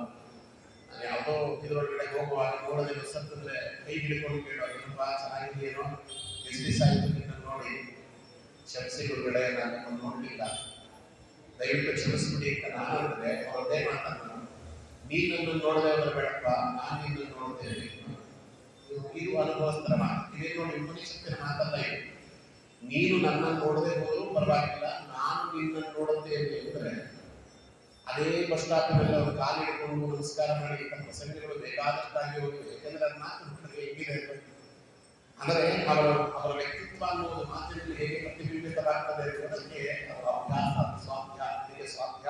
ಸ್ವಾಧ್ಯಾಯ ಕೆಲಸವಿರುವ ವಾಂಗ್ಮಯ ತಪೋಚ್ಚತೆ. ಅದಕ್ಕೆ ತಪಸ್ಸಾಗಬೇಕು. ಕೆಲವನ್ನ ಗುಣಗಳನ್ನು ಬೆಳೆಸಿಕೊಳ್ಳ್ರಿ ಅಂತ ಹೇಳ್ತಾರೆ. ಮಾಧುರ್ಯ, ಆದಷ್ಟು ಮಧುರವಾಗಿ ಮಾತಾಡುವುದನ್ನು ಅಭ್ಯಾಸ ಮಾಡಬೇಕು. ಆಮೇಲೆ ಅಕ್ಷರ ವ್ಯಕ್ತಿ, ಸ್ಫುಟವಾದ ಅಕ್ಷರದ ಉಚ್ಚಾರಣೆ ಇರಬೇಕು. ಇಲ್ಲಾಂದ್ರೆ ಅಕ್ಷರಾಭಿಮಾನಿ ದೇವತೆಗಳು, ಚಂದಾಭಿಮಾನಿ ದೇವತೆಗಳು ಶಾಪ ಹಾಕ್ತಾರೆ. ನಮ್ಮ ಬಾಯಲ್ಲಿ ಯಾವುದು ಹೊರಡ್ತಾ ಇಲ್ಲ ಅಂದ್ರೆ ಅದನ್ನ ಬಲವಂತವಾಗಿ ಆದರೂ ಕೂಡ ಅದನ್ನು ಹೊರಡಿಸಿಕೊಳ್ಳುವುದಕ್ಕೆ ಬೇಕೋ ಪ್ರಯತ್ನವನ್ನು ಮಾಡಬೇಕು. ಫಿಲಿಟಿಕ್ಸ್ ಅಂತ ಕರೀತಾರೆ ಇವತ್ತಿನ ದಿನ. ಸ್ಪೀಚ್ ಥೆರಪಿ ಅನ್ನೋದು ದೊಡ್ಡದಾಗಿರ್ತಕ್ಕಂತಹ ಒಂದು ವೈದ್ಯಕೀಯದಲ್ಲಿರುವಂತಹ ಟ್ರೀಟ್ಮೆಂಟ್ ಇವತ್ತಿನ ಕಾಲ. ಕೆಲವರಿಗೆ ಶಕಾರ ಹೊರಡುವುದಿಲ್ಲ, ಸಕಾರ ಬರ್ತದೆ. ಸಕಾರ ಹೊರಡುವವರಲ್ಲಿ ಶಕಾರ ಹೊರಡಿಸುವುದು ಹೇಗೆ? ಅಲ್ಪಪ್ರಾಣ ಬರ್ತದೆ, ಮಹಾಪ್ರಾಣಿಗಳು ಕೆಲವರಲ್ಲಿ ಹೊರಡುವುದಿಲ್ಲ. ಇವೆಲ್ಲವನ್ನ ಅಭ್ಯಾಸ ಹೇಗೆ ಮಾಡಬೇಕು ಅನ್ನೋದನ್ನು ಹೇಳಿಕೊಡ್ತಾರೆ. ಅದಕ್ಕೆ ಅದನ್ನ ಅಕ್ಷರ ವ್ಯಕ್ತಿ ಸ್ಫುಟವಾದ ಉಚ್ಚಾರಣೆ, ಆಮೇಲೆ ಪದಚ್ಛೇದಸ್ತು ಸುಸ್ವರ, ಅರ್ಥವಾಗುವಂತೆ ಪದ ವಿಭಾಗ ಮಾಡಬೇಕು. ಪದ ವಿಭಾಗ ಒಂದು ಆ ಕಡೆ ಈ ಕಡೆ ಹೋಗ್ಬಿಟ್ರೆ ಅರ್ಥ ಬೇರೆ ಆಗಿರ್ತದಲ್ವಾ. ನಾನು ಹೆಂಗೆ ಅರ್ಥ ಮಾಡಬೇಕು ಅನ್ನೋದು ಗೊತ್ತಿರಬೇಕಲ್ವ. ಅದು ಗೊತ್ತಿದ್ದಕ್ಕೆ ಪದ ವಿಭಾಗಗಳನ್ನು ಮಾಡಬೇಕು. ಹಿಂದಿನ ಕಾಲದಲ್ಲಿ ಹೇಳ್ತಿದ್ರು ಪದ ವಿಭಾಗ ಮಾಡಬೇಕು ಸಾಧ್ಯ ಏನಾಗ್ತದೆ. ಅದಕ್ಕೆ ಅಡವಿಯೊಳು ಶಿಲೆ ಪಾಲ್ಗಲಿ, ಶಿಶುವನೆತ್ತಿ ಗುದ್ದಾಡಲು ಹೋಗು, ಬೇರೆಯವನೋದಲು ನಾರಿ, ಕಾಗೆ ನಮಗೆ ವಿಪ್ರ ಕಾಗೆಯ ಮಾಂಸವ ಪಕ್ಷಿಗಳು ಮಾತಿದೆ. ಇದು ನೋಡಿ, ಇದು ವ್ಯತ್ಯಾಸ. ಎಲ್ಲಿ ನಿಲ್ಲಿಸಬೇಕು ಎಲ್ಲಿ ನಿಲ್ಲಿಸಬಾರದು ಅಂತ ಗೊತ್ತಾಗ್ತದೆ. ಹೀಗೆ ಬಂದ್ಬಿಡ್ತದೆ ಪದಗಳು. ಅಡವಿಯೊಳು ಶಿಲೆ ಪಾಲ್ಗಲಿಯಲ್ಲಿ, ಕಾಡಿನಲ್ಲಿ ಶಿಲೆ ಪಾಲ್ಗಲಿಯಲ್ಲಿ ಹಾಲು ಕೊಡ್ತದೆ. ಯಾವುದಾದ್ರೂ ಕಾಡಿನಲ್ಲಿರುವಂತಹ ಶಿಲೆ ಹಾಲು ಕೊಡ್ತದ. ಅದಕ್ಕೆ ಗೋವು ಶಿಶುವನ್ನೆತ್ತಿ ಗುದ್ದಾಡಲು, ಯಾವುದಾದ್ರೂ ಗೋವು ಶಿಶುವನ್ನು ಎತ್ತಿ ಗುದ್ದಾಡ್ತದ. ಅದು ಮೈ ಮೇಲೆ ನಾಲಿಗೆಯನ್ನೆಲ್ಲವನ್ನು ನೆಕ್ಕಿ ಬಿಡ್ತದೆ ಹೊರತು ಪಶುವಿನಂತೆ ಎತ್ತಿ ಗುದ್ದಾಡುವುದಿಲ್ಲ. ನಾಲಿಗೆ ವೇದವನ್ನು ಓದಲು ಅವು ಏನು ನಿಹಿತವಾಗಿದೆ ಅದನ್ನ ನಾಲಿಗೆಯಾದವಳು ಮಾಡುತ್ತಾಳೆ. ವಿಪ್ರ ಕಾಗೆಯ ಮಾಂಸವನ್ನು ಪಕ್ಷಿಗಳು, ವಿಪ್ರನಾಗಿರ್ತಕ್ಕಂಥವ್ರು ಕಾಗೆ ಮಾಂಸವನ್ನು ತಿಂತಾನೆ ಅಂತ ಅದಕ್ಕೆ ಹೇಳಿದ್ರು. ಉಚ್ಚಾರಯತಿ ಕಲ್ಯಾಣಿ, ಹಾಗೆ ಉಚ್ಚಾರ ಮಾಡಬೇಕು ಅನ್ನೋದು ಗೊತ್ತಾಗಿಲ್ಲ ಹೀಗಾಗ್ತದೆ. ಕಾಮ ಸರಿಯಾಗಿ ಹಾಕೊಂಡು ಎಲ್ಲಿ ನಿಲ್ಲಿಸಬೇಕು ಅಂತ ಗೊತ್ತಿರಬೇಕಲ್ಲ. ಅದಕ್ಕೋಸ್ಕರ ಅಡವಿಯೊಳು ಶಿಲೆ ಕಾಮ ಮಾಡ್ತಾರೆ. ಅಡವಿಯಲ್ಲಿ ಶಿಲೆ ಇರ್ತದೆ. ಪಾಲ್ಗರಿಯಲ್ಲಿ ಗೋವು, ಗೋವು ಹಾಲನ್ನು ಕೊಡುತ್ತದೆ. ಶಿಶುವನ್ನೆತ್ತಿ ಮುದ್ದಾಡಲು ನಾರಿ, ನಾರಿ ಶಿಶುವನ್ನೆತ್ತಿ ಮುದ್ದಾಡಲು, ಹೆಣ್ಣಾದವಳು ತನ್ನ ಮಗುವನ್ನು ಎತ್ತಿ ಮುದ್ದಾಡ್ತಾಳೆ. ವಿಪ್ರ ವೇದವನ್ನು ಓದಲು, ವಿಪ್ರನಾದವನು ವೇದವನ್ನು ಓದ್ತಾನೆ. ಕಾಗೆ ಮಾಂಸವ ಭಕ್ಷಿಸುವುದು ಮೀಸಲು. ಇಲ್ಲಾಂದ್ರೆ ಇದು ಅರ್ಥವಾಗದೇ ಇರುವಂತಹ ಮಾತುಗಳಾಗಿ ಬಿಡ್ತವೆ ಎನ್ನುವುದಕ್ಕೆ ಇದನ್ನು ಹೇಳಿದೆ. ಎಲ್ಲಿ ನಿಲ್ಲಿಸಬೇಕು ಎಲ್ಲಿ ನಿಲ್ಲಿಸಬಾರದು ಅನ್ನುವಂಥದ್ದಿರಬೇಕು. ಪದಚೇದಸ್ತು ಸುಸ್ವರ, ಧೈರ್ಯಂ ಲಯ ಸಮರ್ಥಂ, ಧೈರ್ಯವಾಗಿ ಮಾತಾಡಬೇಕಂತೆ. ಕಂಪಿತವಾದ ಧ್ವನಿ ಇಲ್ಲ. ಏನಾದರೂ ಮಾತಾಡಬೇಕಾದ್ರೆ ಧೈರ್ಯವಾಗಿ ಮಾತಾಡಬೇಕು. ಯಾಕೆ ಮಾತಾಡುವಂಥ ಶಕ್ತಿ ಯಾವಾಗ ಬರ್ತದೆ ಅಂದ್ರೆ ಅಧ್ಯಯನ ನಿಮ್ಮಲ್ಲಿ ಇದ್ದರೆ ಧೈರ್ಯ ಬರ್ತದೆ. ಯಾರೋ ಬರೆದು ಕೊಟ್ಟಿದ್ದನ್ನು ನಾನಿಲ್ಲಿ ಬಂದು ಓದಿದ್ರೆ ಧೈರ್ಯ ಇರುವುದಿಲ್ಲ. ಯಾಕೆಂದ್ರೆ ಯಾರಾದ್ರೂ ಪ್ರಶ್ನೆ ಕೇಳಿಬಿಟ್ರೆ ಏನ್ ಮಾಡೋದು, ಅವ್ರು ಬರ್ಲಿಕ್ಕೆ ಸರಿ ಇದೆಯಂದ್ರೆ ಏನ್ ಮಾಡೋದು, ಭಯ ಇರ್ತದಲ್ಲ. ಅದಕ್ಕೆ ನಾವು ಮಾತಿನಲ್ಲಿ ಕಂಪನ ಬಂದು ಬಿಡ್ತದೆ, ಗೊತ್ತಾಗ್ಬಿಡ್ತದೆ. ಯಾಕೋ ಆಚಾರ ಸರಿಯಾಗಿ ಓದ್ಕೊಂಡು ಬಂದಿಲ್ಲ ಅಂತ ಹೇಳ್ತದೆ. ದಿನ ಮಾತಾಡ್ತಾರೆ ಆಚಾರ ಮಾತಾಡ್ತಾ ಇಲ್ಲ ಅಂತ ನಿಮಗೆ ಗೊತ್ತಾಗ್ಬಿಡ್ತದೆ, ನನಗೆ ಗೊತ್ತಾಗಲ್ಲ. ಅದಕ್ಕೆ ಕಂಪನವಿಲ್ಲದೆ ಇರುವಂತ ಮಾತು ಬೇಕು ಅಂದ್ರೆ ಅಭ್ಯಾಸ ಇರಬೇಕು. ಅನುದ್ವೇಗಕರ ವಾಕ್ಯ ಇರ್ತಾರಲ್ಲ, ಹಾಗೆ ಉದ್ವೇಗಕರವಿಲ್ಲದೆ ಇರುವಂತ ವಾಕ್ಯ ಬರಬೇಕು ಅಂತಂದ್ರೆ ಅದಕ್ಕೆ ಅಭ್ಯಾಸ ಕೇಳ್ತದೆ. ಎಷ್ಟು ಅಭ್ಯಾಸ ಮಾಡಿದ್ರೆ ಅಷ್ಟು ಶಬ್ದಗಳು ಸ್ಪಷ್ಟವಾಗಿ ಕಂಪನರಹಿತವಾಗಿ ಬರ್ತದೆ ಅಂತ. ಧೈರ್ಯ ಲಯ ಸಮರ್ಥಂ ಅಂತ ಧ್ವನಿ, ಯಾವ ಧ್ವನಿ ಎಲ್ಲಿ ಹೇಳಬೇಕು, ಯಾವುದನ್ನು ಎಲ್ಲಿ ಒತ್ತಿ ಹೇಳಬೇಕು, ಯಾವುದನ್ನು ಎತ್ತಿ ಹೇಳಬೇಕು, ಇವೆಲ್ಲ ಇದೆಯಲ್ಲ. ಯಾವುದನ್ನು ಜೋರಾಗಿ ಅಲ್ಲಿ ತಾರಕದಲ್ಲಿ ಹೇಳಬೇಕು, ಯಾವುದನ್ನು ಮಂದಾರದಲ್ಲಿ ಹೇಳಬೇಕು, ಮಂತ್ರದಲ್ಲಿ, ಇವೆಲ್ಲವನ್ನ ಹೇಳಬೇಕು. ಇವೆಲ್ಲವನ್ನ ಅಭ್ಯಾಸ ಮಾಡ್ತಾ ಮಾಡ್ತಾ ಅದು ಬರ್ತದೆ ಅಂತ ಲಯಬದ್ಧವಾಗಿರುವಂತ ಮಾತುಗಳು. 8 ಒಬ್ಬ ಪಾಠಕನಲ್ಲಿರಬೇಕಾಗಿರ್ತಕ್ಕಂಥ ಗುಣ ಅಂತ ಇದಿದ್ರೆ ಅದು ತಪಸ್ಸಾಗ್ತದೆ. ನಾವು ಸಾಧಾರಣವಾಗಿ ಮಾತಾಡುವಂಥ ಮಾತುಗಳು ತಪಸ್ಸೆಗಳಾಗ್ತದೆ ಅನ್ನೋದಕ್ಕೆ ಹೇಳ್ತಾರೆ. ಇದು ವಿಶೇಷವಾಗಿ ಹಿಂದಿನ ಕಾಲದಲ್ಲಿ ಬ್ರಾಹ್ಮಣರಲ್ಲಿ ಜಾಸ್ತಿ ಇತ್ತು ಅನ್ನೋದಕ್ಕೆ ಸಜ್ಜನರಲ್ಲಿ ಕಾಣುವಂಥ ಲಕ್ಷಣ. ವಿಶೇಷವಾಗಿ ಬ್ರಾಹ್ಮಣರಲ್ಲಿ ಏನು ಕಾಣುತ್ತಿತ್ತು ತಪಸ್ಸು. ಎಲ್ಲರೂ ತಪಸ್ಸಿನ ರೀತಿಯಲ್ಲಿ ನೋಡೋರು. ಶಾರೀರಿಕವಾದ ತಪಸ್ಸು, ಮಾತಿನಿಂದ ಬರುವಂತ ತಪಸ್ಸು ಅಂತ ಏನಂತ ಹೇಳ್ತಾರೆ. ಯಾವುದನ್ನು ಮಾಡಬಾರದು ಅನ್ನೋದನ್ನ 6 ಗುಣಗಳನ್ನು ಮಾಡಬಾರದು. ಇದು ನಮಗೆ ಪಾಪವನ್ನು ತಂದು ಕೊಡುತ್ತದೆ ಅಂತ. ಕೀರ್ತಿ ಶಿಗ್ರಿ ಶಿರಕ್ಕಂಪಿ ಯಥಾ ಲಿಖಿತ ಪಾಠಕಃ ಅನರ್ಥಜ್ಞೋ ಅಲ್ಪಕಂಠಶ್ಚ ಶಿವೇತೆ ಪಾಠಕಾತ್ಮ ಶಬ್ದಶಾಸ್ತ್ರದಲ್ಲಿ ಅದನ್ನು ಹೇಳ್ತಾರೆ. ರಾಗವಾಗಿ ಎಳೆದು ಮಾತಾಡಬಾರದು. ಅಕ್ಷರಾಭಿಮಾನದ ಇದೊಂದು ಶಾಪ ಹಾಕ್ತಾರೆ. ಕೆಲವರು ಅದನ್ನು ಮಾತಾಡುವಾಗ ರಾಗವಾಗಿ ಎಳೆದು ಮಾತಾಡ್ತಾರೆ. ಏನಾಚಾರವೇ ಚೆನ್ನಾಗಿದೆ ಹಂಗೆಲ್ಲ ರಾಗ ಯಾವುದಕ್ಕೆ ಅಂದ್ರೆ ಅವ್ರು ಕೇಳಿಬಾರ್ದು. ಗೀತಿ ಶೀಘ್ರ ಕೆಲವರು ಬಹಳ ಫಾಸ್ಟ್ ಆಗಿ ಮಾತಾಡ್ತಾರೆ. ಅದು ನೋಡಿದ್ರೆ ಏನಾಚಾರ ಚೆನ್ನಾಗಿದೆ ಯಾವಾಗ ಬಂದ್ರಿ ಎಷ್ಟೊತ್ತು ಅವ್ರು ಏನು ಮಾತಾಡ್ತಾ ಇರ್ತಾರೆ, ಮಂತ್ರ ಹೇಳ್ತಾರೆ. ನೋಡೋಣ ನಾನು ಮಂತ್ರ ಹೇಳುವಾಗ ಯಾರು ವೈದ್ಯಕೀಯ ಇರುತ್ತಲ್ಲ ಬಹಳ ಹೊಟ್ಟೆ ಮುರಿಯುವುದು. ಯಾವುದನ್ನು ನೆತ್ತಿಗೆ ಹೇಳಬೇಕು ಅಂತ ನೆತ್ತಿಗೆ ಹೇಳುವುದಿಲ್ಲ. ವಿಷ್ಣು ಸಹಸ್ರನಾಮ ಹೇಳ್ತಿರ್ತಾರೆ. ಏನು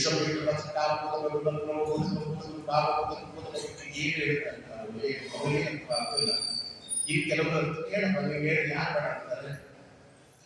ಮಧುವಾತಾವತಾಯಕ್ಷರಂತೆ ಸುಂದರ ಆತ್ಮೇನುಭವಂತುನಃ ಏನು ವ್ಯಕ್ತಿ ಹೇಳಿ ಯಾರು ಬೇಡ ಅಂತಾರೆ. ಶರಣೋ ದೇವಿ ಪ್ರತಿಷ್ಠೆಯೇ ಆಪೋ ಭವಂತು ಭೀತಯೇ ಶನಿಯೋರವಂತುನಃ ಮಧುವಾತಾಯ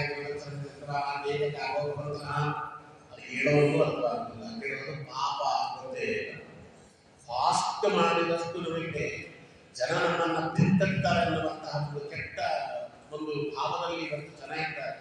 ಅದು ಯಾವುದನ್ನ ಬೆಳಗ್ಗೆ ಅತಿಯಾದ ಶೀಘ್ರವಾಗಿ ಮಾತಾಡುವುದು ಪಾಪಕ್ಕೆ ಕಾರಣ. ಶೀಘ್ರ ತುಂಬಾ ಎಳೆದು ಮಾತಾಡಬಾರದು, ತುಂಬಾ ಇದಾಗಿ ಮಾತಾಡೋದು. ರಾಜಕಾರಣಿಗಳು ಮಾತಾಡ್ತಾರೆ ನೋಡಿದ್ರಿಲ್ಲ, ಹಂಗೆಲ್ಲ ಮಾತಾಡಲಿಕ್ಕೆ ಹೋಗೋದು ಅದು ಪಾಪ.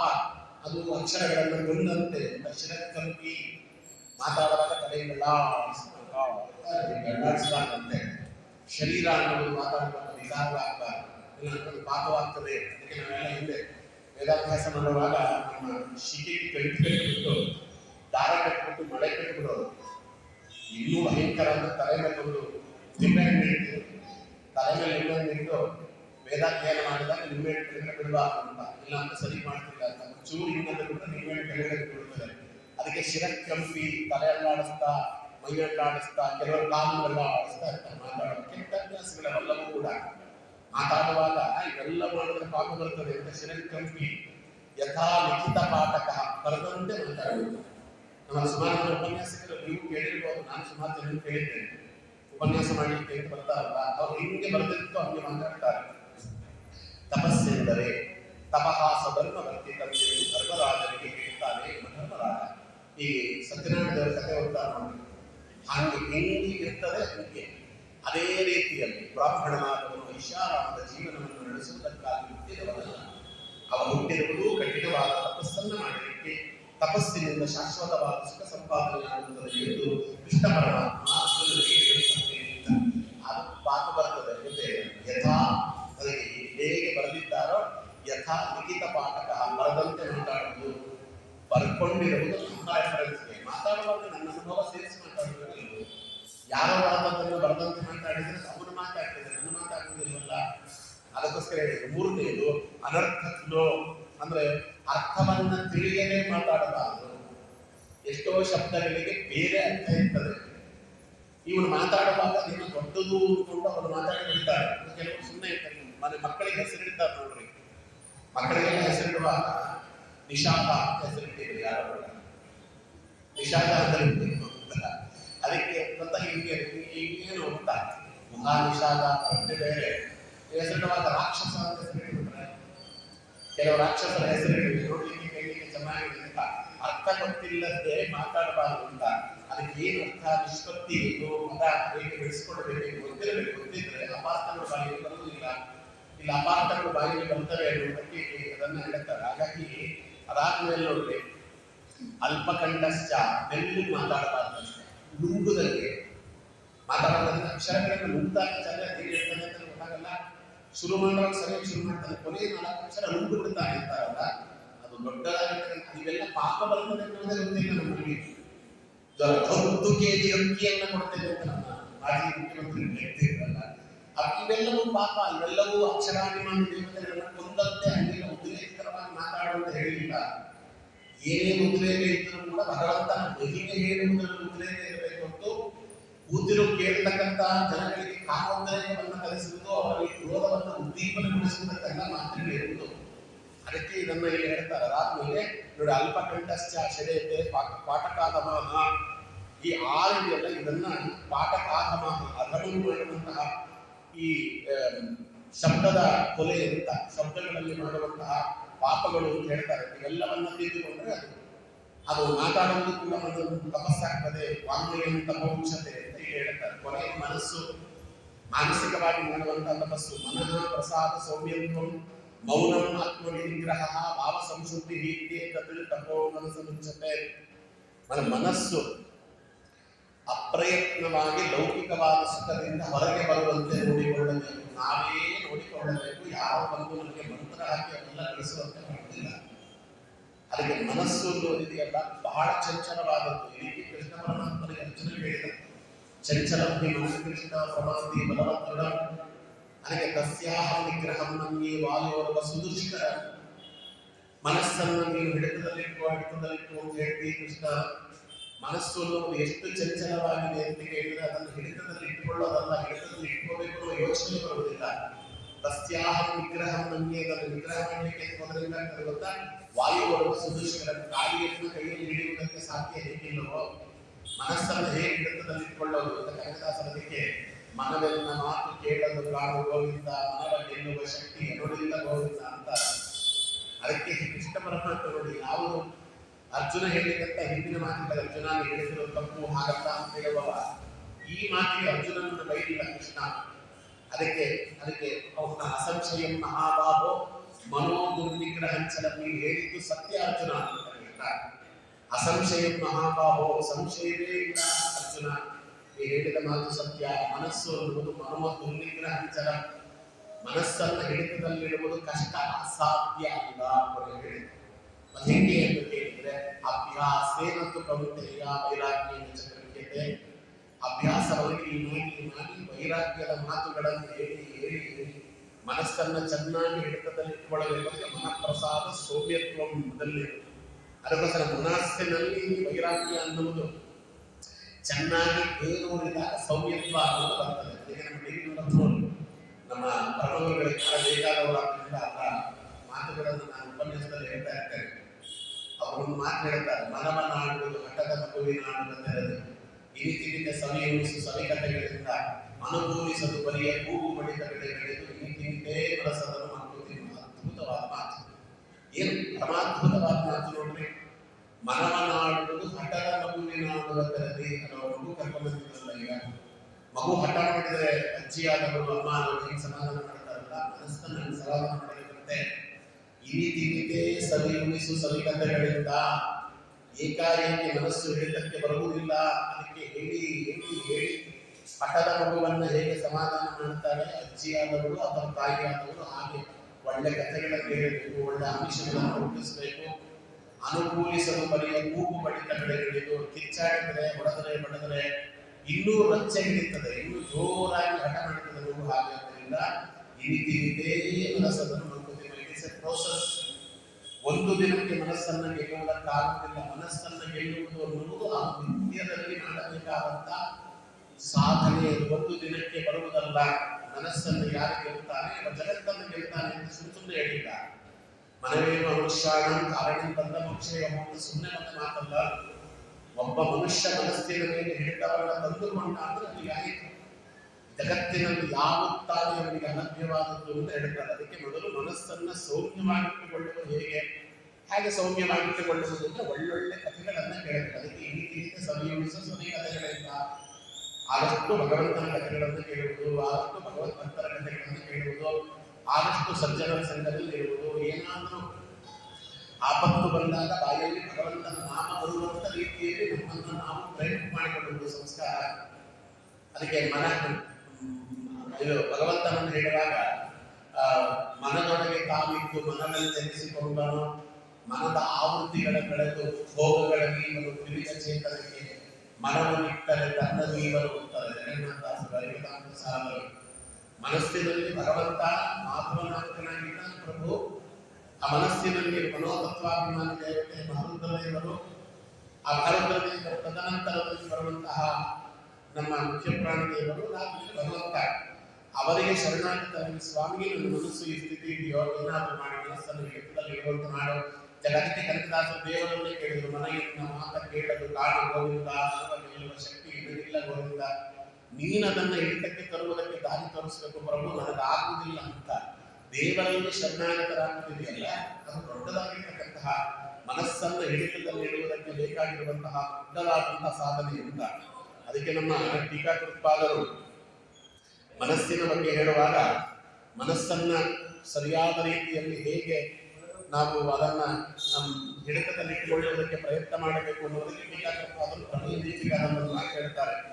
ಭಗವಾನೇವ ಸರ್ವಸ್ಮಾತ್ ಉತ್ಕೃಷ್ಟ ಇತಿ ಗುಣಾಂತವಾ ತಸ್ಮಿನ್ನೇವ ನಿರಂತರಂ ಮನಸ್ಸೋ ಯೋಜನಂ ಇಂದ್ರಿಯ ಜಯೇ ಪರಮ ಸಾಧನಂ ಇದು ಭಾವ ಅಂತ. ಅದೊಂದು ಮಾತು. ಭಗವಂತ ಸರ್ವಶ್ರೇಷ್ಠ, ಭಗವಂತ ಸರ್ವೋತ್ತಮ, ಭಗವಂತ ಸರ್ವಾಶ್ರಯ, ಭಗವಂತ ಸರ್ವಾಧಾರ, ಭಗವಂತ ಸರ್ವಪಾಲಕ ಅಂತ ಪ್ರತಿ ಮಾತು ಹೇಳ್ತಾ ಇರಬೇಕಂತೆ. ಭಗವಾನೇವ ಸರ್ವಸ್ಮಾತ್ ಉತ್ಕೃಷ್ಟ ಇಳಿಗಿರಂತವಾ ತಸ್ಮಿನ್ನೇವ. ಅದನ್ನ ಪ್ರತಿ ಬಾರಿ ಹೇಳ್ತಾ ಇದ್ರೆ ನಿರಂತರ ಮನಸ್ಸೋ ಯೋಜನ, ಅದನ್ನು ಪದೇ ಪದೇ ಪದೇ ಪದೇ ಆವರ್ತನ ಮಾಡುತ್ತಿದ್ರೆ ಇಂದ್ರಿಯ ಜಯದ ಸಹಿತವಾಗಿ ಪರಮ ಸಾಧನ ಭಾವ ಮನಸ್ಸು ಅನ್ನುವುದು ಕಿಂಚಿತ್ ಹಿಡಿತಕ್ಕೆ ಬರುವುದಕ್ಕೆ ಕಾರಣವಾಗ್ತದೆ, ಇಲ್ಲ ಅಂದ್ರೆ ಕಾರಣವಾಗುವುದಿಲ್ಲ ಅಂತ ಹೀಗೆ ಅದನ್ನು ಹೇಳ್ತಾರೆ. ಹಾಗಾಗಿ ಮನಸ್ಸು ಅದಕ್ಕೆ ಮೊದಲ ಅನುದ್ವೇಗ ಕರಂ ವಾಕ್ಯ ಎಲ್ಲ ಆದ್ಮೇಲೆ ಕೊನೆಗೆ ಮನಸ್ಸು ಹೇಳ್ತದೆ. ಮನಃಪ್ರಸಾದ ಸೌಮ್ಯತ್ವ, ಮನಸ್ಸನ್ನು ಸೌಮ್ಯವಾಗಿಟ್ಟುಕೊಳ್ಳುವುದು, ಬದಲಿಗೆ ಕ್ರೌರ್ಯವಿಲ್ಲದೆ ಇರುವುದು. ಆಮೇಲೆ ಮೌನ ಮಾತಿದೆ, ಮೌನವಾಗಿರುವುದು ಅಂತ. ಮೌನವಾಗಿರುವುದೆಲ್ಲ ತಪಸ್ಸಾಗಿ ಬಿಟ್ಟರೆ ಮೂಕರೆಲ್ಲ ತಪಸ್ವಿಗಳಾಗಿ ಬಿಡ್ತಿದ್ರು. ಯಾರಿಗೆ ಮಾತು ಬರುವುದಿಲ್ವೋ ಅವರೆಲ್ಲ ದೊಡ್ಡ ತಪಸ್ವಿಗಳಾಗಿ ಬಿಡ್ತಿದ್ರು. ಅವರೆಲ್ಲ ತಪಸ್ವಿಗಳು ಅಂತ ಕರೆಯುವುದಿಲ್ಲ. ಮೌನಂ ಅನ್ನುವುದಕ್ಕೆ ಅರ್ಥ ಬರೆಯುವಾಗ ಆಚಾರ್ಯರು ಗೀತಾ ಭಾಷ್ಯದಲ್ಲಿ ಒಂದು ಅರ್ಥ ಬರೀತಾರೆ. ಮೌನಂ ಮನನಶೀಲತಾ ಅಂತ ಆಚಾರ್ಯರು ಅರ್ಥ. ಆಚಾರ್ಯರಿಗೆ ಅರ್ಥ ಬರೀತೆ ಹೋಗಿದ್ದರೆ ಮೌನವಾಗಿರುವುದೆಲ್ಲ ತಪಸ್ಸು ಅಂತಾಗಿ ಬಿಡ್ತಿತ್ತು. ಮೌನವಾಗಿರುವುದೆಲ್ಲ ತಪಸ್ಸು ಅಂತ ಕರೆಯಲಿಲ್ಲ. ಮನನಶೀಲತಾ ಅಂತ ಹೊರಗಿನ ವಿಚಾರದಲ್ಲಿ ಮೌನವಾಗಿದ್ದು ಭಗವಂತನ ವಿಚಾರದಲ್ಲಿ ಪ್ರಗತಿಶೀಲನಾಗಿರುವುದು, ಅದಕ್ಕೆ ಮೌನ ಅಂತ. ಇದಕ್ಕೆ ಉದಾಹರಣೆ ಕೊಡಬೇಕು ಅಂದ್ರೆ, ನಾಳೆ ಬೆಳಗ್ಗೆ ಎಕ್ಸಾಮ್ ಬರೀಬೇಕು, ನೀಟ್ ಎಕ್ಸಾಮ್ ಆಯ್ತಲ್ಲ, ಮೊನ್ನೆ ಎಕ್ಸಾಮ್ ಬರೀಬೇಕು ಅಂದ್ರೆ ಹಿಂದಿನ ದಿನ ನಿಜವಾದ ವಿದ್ಯಾರ್ಥಿ ಯಾರ ಕಡೆ ಏನು ಮಾತಾಡುವುದಿಲ್ಲ. ಯಾಕೆಂದ್ರೆ ನಮ್ಮ ತಲೆಯಿಂದ ನೋಡ್ತಾ ಇರ್ತೀವಿ, ನಮಗೂ ಹೋಗಿ. ಅದಕ್ಕೆ ನಾನು ಎಲ್ಲರೂ ಹೇಳ್ತೇನೆ, ಉಪನ್ಯಾಸಕ್ಕೆ ಹೊರಡುವಂತ 2 ಗಂಟೆ ಮುಂಚೆ ನನ್ನ ಮಾತಾಡಿಸ್ಬೇಡ್ರಿ. ಯಾಕೆಂದ್ರೆ ಸರಿಯಾದ ರೀತಿಯಲ್ಲಿ ನಾನು ಉತ್ತರ ಕೊಡಲಿಕ್ಕೆ ಆಗುದಿಲ್ಲ. ನನ್ನ ತಲೆ ಉಪನ್ಯಾಸದಲ್ಲಿ ಕುರಿತಾ, ಯಾಕಂದ್ರೆ ಅಲ್ಲಿಂದ ಮೆಂಟಲಿ ಪ್ರಿಪರೇಷನ್ ಆಗಬೇಕಲ್ಲ. ನೀವು ದೈಹಿಕವಾದ ಪ್ರಿಪರೇಷನ್ ಆಗುವ ಜೊತೆಗೆ ಮೆಂಟಲಿ ನಾವು ಪ್ರಿಪರೇಷನ್ ಆಗಬೇಕು. ಏನು ಹೇಳಬೇಕು, ಯಾವ ರೀತಿಯಲ್ಲಿ ಹೇಳಬೇಕು, ಏನೆಲ್ಲ ವಿಚಾರಗಳನ್ನು ಮಂಡಿಸಬೇಕು, ಯಾವ ರೀತಿಯಲ್ಲಿ ಹೇಳಿದ್ರೆ ಕೇಳುವವರಿಗೆ ಚೆನ್ನಾಗಿ ಅರ್ಥವಾಗ್ತದೆ, ಇವೆಲ್ಲ ನೋಡಿದೆ ಮಾನಸಿಕವಾದ ತಪಸ್ಸು. ಅದನ್ನು ಅವರವರೇ ರೂಢಿ ಮಾಡಿಕೊಳ್ಳಬೇಕು ಅಂತ. ಅದಕ್ಕೆ ಅದನ್ನ ಮನನಶೀಲತ, ದೇವರ ವಿಚಾರಕ್ಕೆ ಹಾಗೆ ಮನಸ್ಸಿನಲ್ಲಿ ನಿರಂತರವಾಗಿ ಭಗವಂತನ ಗುಣಚಿಂತನೆಯನ್ನು ಮಾಡ್ತಾ ಇರಬೇಕು. ಭಗವಂತನ ವಿಚಾರದಲ್ಲಿ ನಿಖಿಲ ಜಗತ್ಕಾರಣ, ಅವ ಸರ್ವತಂತ್ರ ಸ್ವತಂತ್ರ, ಸರ್ವಶುದ್ಧ ವಾಕ್ಯ, ಸರ್ವಜ್ಞ, ಸರ್ವಾಧಿವಂದ್ಯ, ಜ್ಞಾನ ರೂಪ ಕಲ ಸ್ಥೈರ್ಯ ಧೈರ್ಯ ಔದಾರ್ಯ ಅನಂತ ಅನಂತ ಕಲ್ಯಾಣ ಗುಣಗಳಲ್ಲಿ ಪ್ರಭು. ದೇವರ ಒಂದೊಂದು ಗುಣಗಳು, ಭಗವಂತನ ಯಾವ್ಯಾವ ಗುಣಗಳಿಗೆ ಎಲ್ಲವನ್ನ ಮನಸ್ಸಿನಲ್ಲಿ ಚಿಂತನೆ ಮಾಡಿದ್ರೆ ಅದು ದೊಡ್ಡ ತಪಸ್ಸು, ಮೌನ. ಆಮೇಲೆ ನೋಡ್ರಿ, ಆತ್ಮವಿನಿಗ್ರಹ ಅಂತಿದೆ. ಆತ್ಮವಿನಿಗ್ರಹ ಅಂತ ಹೇಳಿದ್ರೆ ಅದಕ್ಕೆ ಕಾಮಾದಿ ಕಲುಷಿತವಾಗದೇ ಇರುವಂತ ಮನಸ್ಸು ಅಂತ. ಕಾಮಕ್ರೋಧ ಲೋಭ ಮೋಹ ಮದಮತ್ಸರಾದಿಗಳಿದೆಯಲ್ಲ, ಇದನ್ನ ಮನಸ್ಸಿನಲ್ಲಿ ಅದು ಮುಟ್ಟದೇ ಇದ್ದಂತೆ, ಮನಸ್ಸಿನ ಹತ್ತಿರಕ್ಕಳು ಬರದೇ ಇದ್ದಂತೆ ನೋಡಿಕೊಳ್ಳಬೇಕು ಅಂತ. ಅದಾದಷ್ಟು ಕಾಮಕ್ರೋಧಾದಿಗಳು ಮನಸ್ಸಿನ ವಿಚಾರಕ್ಕೆ ಬರದೇ ಇದ್ದಂತೆ ನೋಡಿಕೊಂಡು ಬಿಟ್ಟರೆ ಇದ್ದಿದ್ರಲ್ಲಿ ಮನಸ್ಸು ಅನ್ನೋದು ಬೇರೆ ಯಾವುದೇ ರೀತಿಯಾಗಿರ್ತಕ್ಕಂತಹ ಕ್ರೀಡೆ ಕಡೆಗೆ ಹೋಗುವುದಿಲ್ಲ ಅಂತ ಹೀಗೆ ಅದನ್ನ ತಿಳಿಸಿಕೊಡ್ತಾರೆ.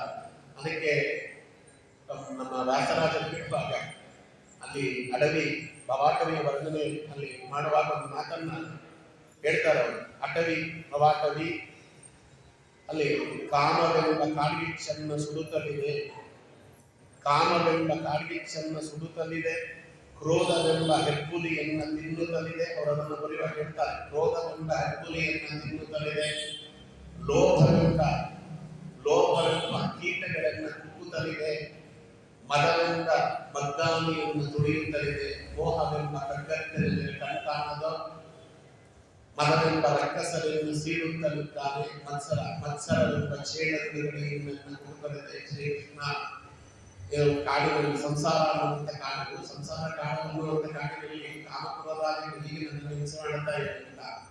ಹಾಗೆ ಆ ಕಾಮಕ್ರೋಧಾದಿಗಳನ್ನೆಲ್ಲವನ್ನು ಕೂಡ ಮನಸ್ಸಿನಿಂದ ಹೊರಗೆ ಸರಿಸಬೇಕಾದ್ರೆ ನಿನ್ನ ನೋಡುವ ಕಾಮವೆನಗಿರಲಿ, ನಿನ್ನ ಕಂಡ ರಾಗದವರ ಮೇಲೆ ಕ್ರೋಧ ಬರಲಿ, ನಿನ್ನ ನಾಮದ ಮದವೇರಲಿ, ನಿನ್ನ ಭಕ್ತರ ಮೇಲೆ ಮೋಹ ಉಂಟಾಗಲಿ, ಲೋಭ ನಿನ್ನ ನಾಮವನ್ನು ಬಿಡಲೆಂಬ ಲೋಭ ಎನಗೆ ಬರಲಿ, ನಿನ್ನವರ ಕಂಡ ರಾಗದವರ ಮೇಲೆ ಮತ್ಸರ ಉಂಟಲಿ.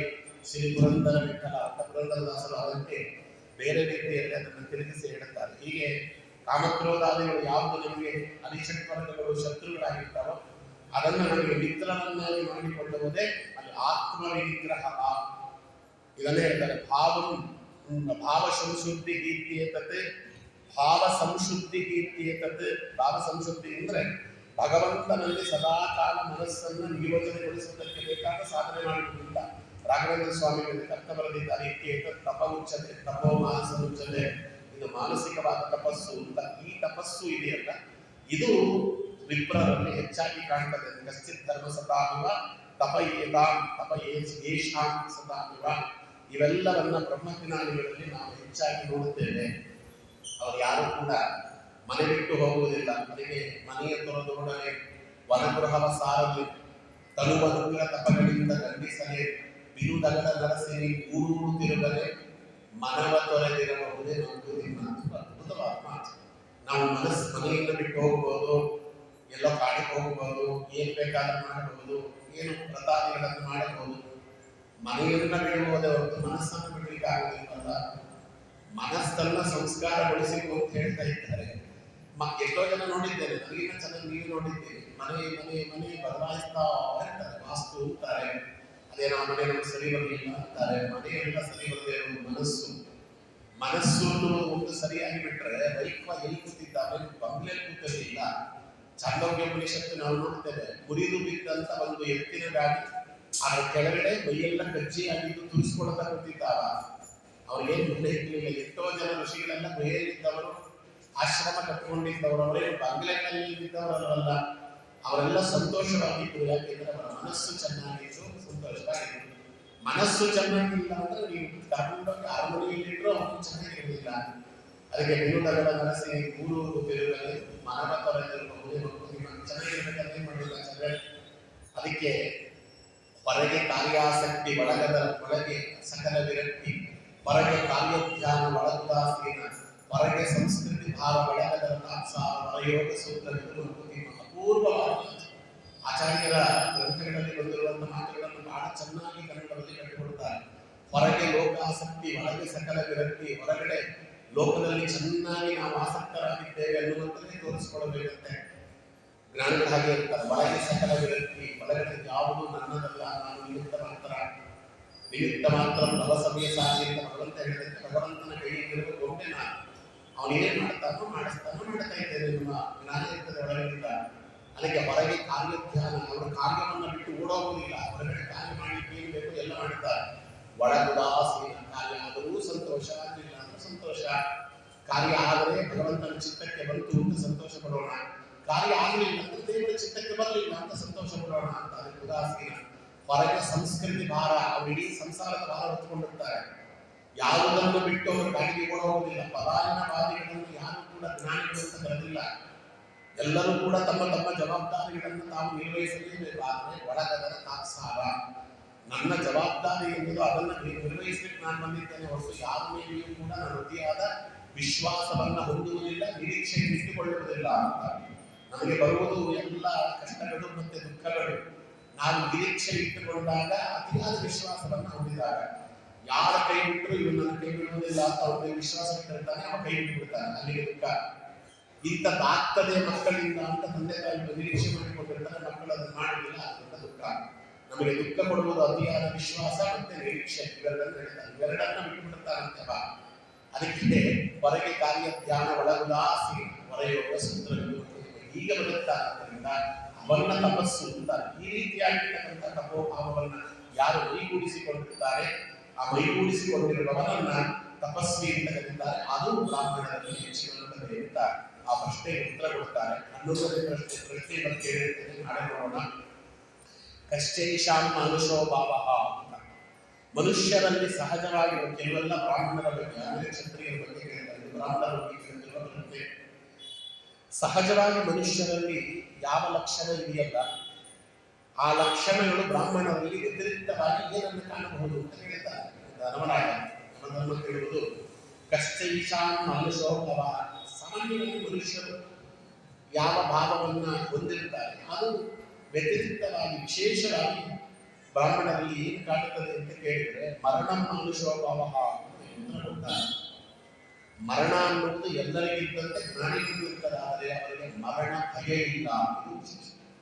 ಮರಣವನ್ನು ತಪ್ಪಿಸಿಕೊಳ್ಳಿ ಯಾರ ಕೈಲೂ ಆಗುವುದಿಲ್ಲ, ಆದರೆ ಮರಣ ಭಯವನ್ನು ತಪ್ಪಿಸಿಕೊಳ್ಳಿ ಅಂತಲೇ ಪುರಾಣಗಳು ಹೇಳ್ತಿರೋದು. ಮರಣ ಅನ್ನುವುದೊಂದು ಸಹಜವಾದ ಕ್ರಿಯೆ. ಜಾತಸ್ಯ ಹಿ ಧ್ರುವೋ ಮೃತ್ಯುವು ಧ್ರುವಂ ಜನ್ಮ ತಸ್ಯ ಚ ತಸ್ಮಾತ್ ಅಪರಿಹಾರ್ಯೋಕ್ತೇ ಧ್ರುವಂ ಶೋಚಿತ ನರಸಿ. ಅದನ್ನ ಕೃಷ್ಣ ಪರಮಾತ್ಮ ಹೇಳಿದ್ದು, ಹುಟ್ಟಿದವನು ಸಾಯಬೇಕು ಎನ್ನುವುದು ಜಗತ್ತಿನ ನಿಯಮ. ಯಾವುದು ಸೃಷ್ಟಿಗೆ ಬರ್ತದೆ ಅದು ನಯವಾಗಬೇಕು. ಇವತ್ತು ಹೋಗ್ಬೋದು, ಹೋಗ್ಬೋದು. ಆದ್ದರಿಂದ ಸಾವಿಗಷ್ಟನ್ನು ತಲೆಗೆಡಿಸಿಕೊಳ್ಳಬೇಕು. ಸಾವು ಅನ್ನುವುದು ಸಹಜ ಕ್ರಿಯೆ. ಮರಣ ಪ್ರಕೃತಿ, ಜನನ ವಿಕೃತಿ ಅಂತ ಪುರಾಣ ಹೇಳ್ತಾರೆ. ಜನನ ಅನ್ನೋದು ವಿಕೃತಿ, ಆದರೆ ಮರಣ ಅನ್ನೋದು ಸಹಜವಾದ ಪ್ರವೃತ್ತಿ ಅಂತ. ಸಾಯುವುದು ಅನ್ನೋದಿದೆಯಲ್ಲ, ಅದು ಸಹಜವಾದ ಪ್ರವೃತ್ತಿ ಅಂತ. ಜಗತ್ತಿನಲ್ಲಿ ಎಲ್ಲರಿಗಿರುವ ದೊಡ್ಡ ಭಯ ಅಂದ್ರೆ ಮರಣ ಭಯ. ಯಾವಾಗ ಹೋಗಿಬಿಡ್ತೇನೋ, ಯಾವಾಗ ಹೋಗಿಬಿಡ್ತೇನೋ, ಯಾವಾಗ ಹೋಗಿಬಿಡ್ತೇನೋ, ಸತ್ತೋಗಿಬಿಡ್ತೇನೋ. ಮರಣ ಭಯ ಇದೆಯಲ್ಲ, ಮರಣ ಭಯವನ್ನು ಗೆಲ್ಲುವುದು ಹೇಗೆ ಎನ್ನುವುದನ್ನ ಯಮಧರ್ಮರಾಜ ಕೇಳಿದ ಪ್ರಶ್ನೆಯನ್ನು ನಿಮಿತ್ತ ಮಾಡಿಕೊಂಡು ಧರ್ಮರಾಜನಿಗೆ ಉತ್ತರ ಕೊಟ್ಟ. ನಾನು ಉಪನ್ಯಾಸಕ್ಕೆ ಶ್ರೀ ಪ್ರಾಣಪತಿಯಿಂದ ಶ್ರೀ ವಿಷ್ಣು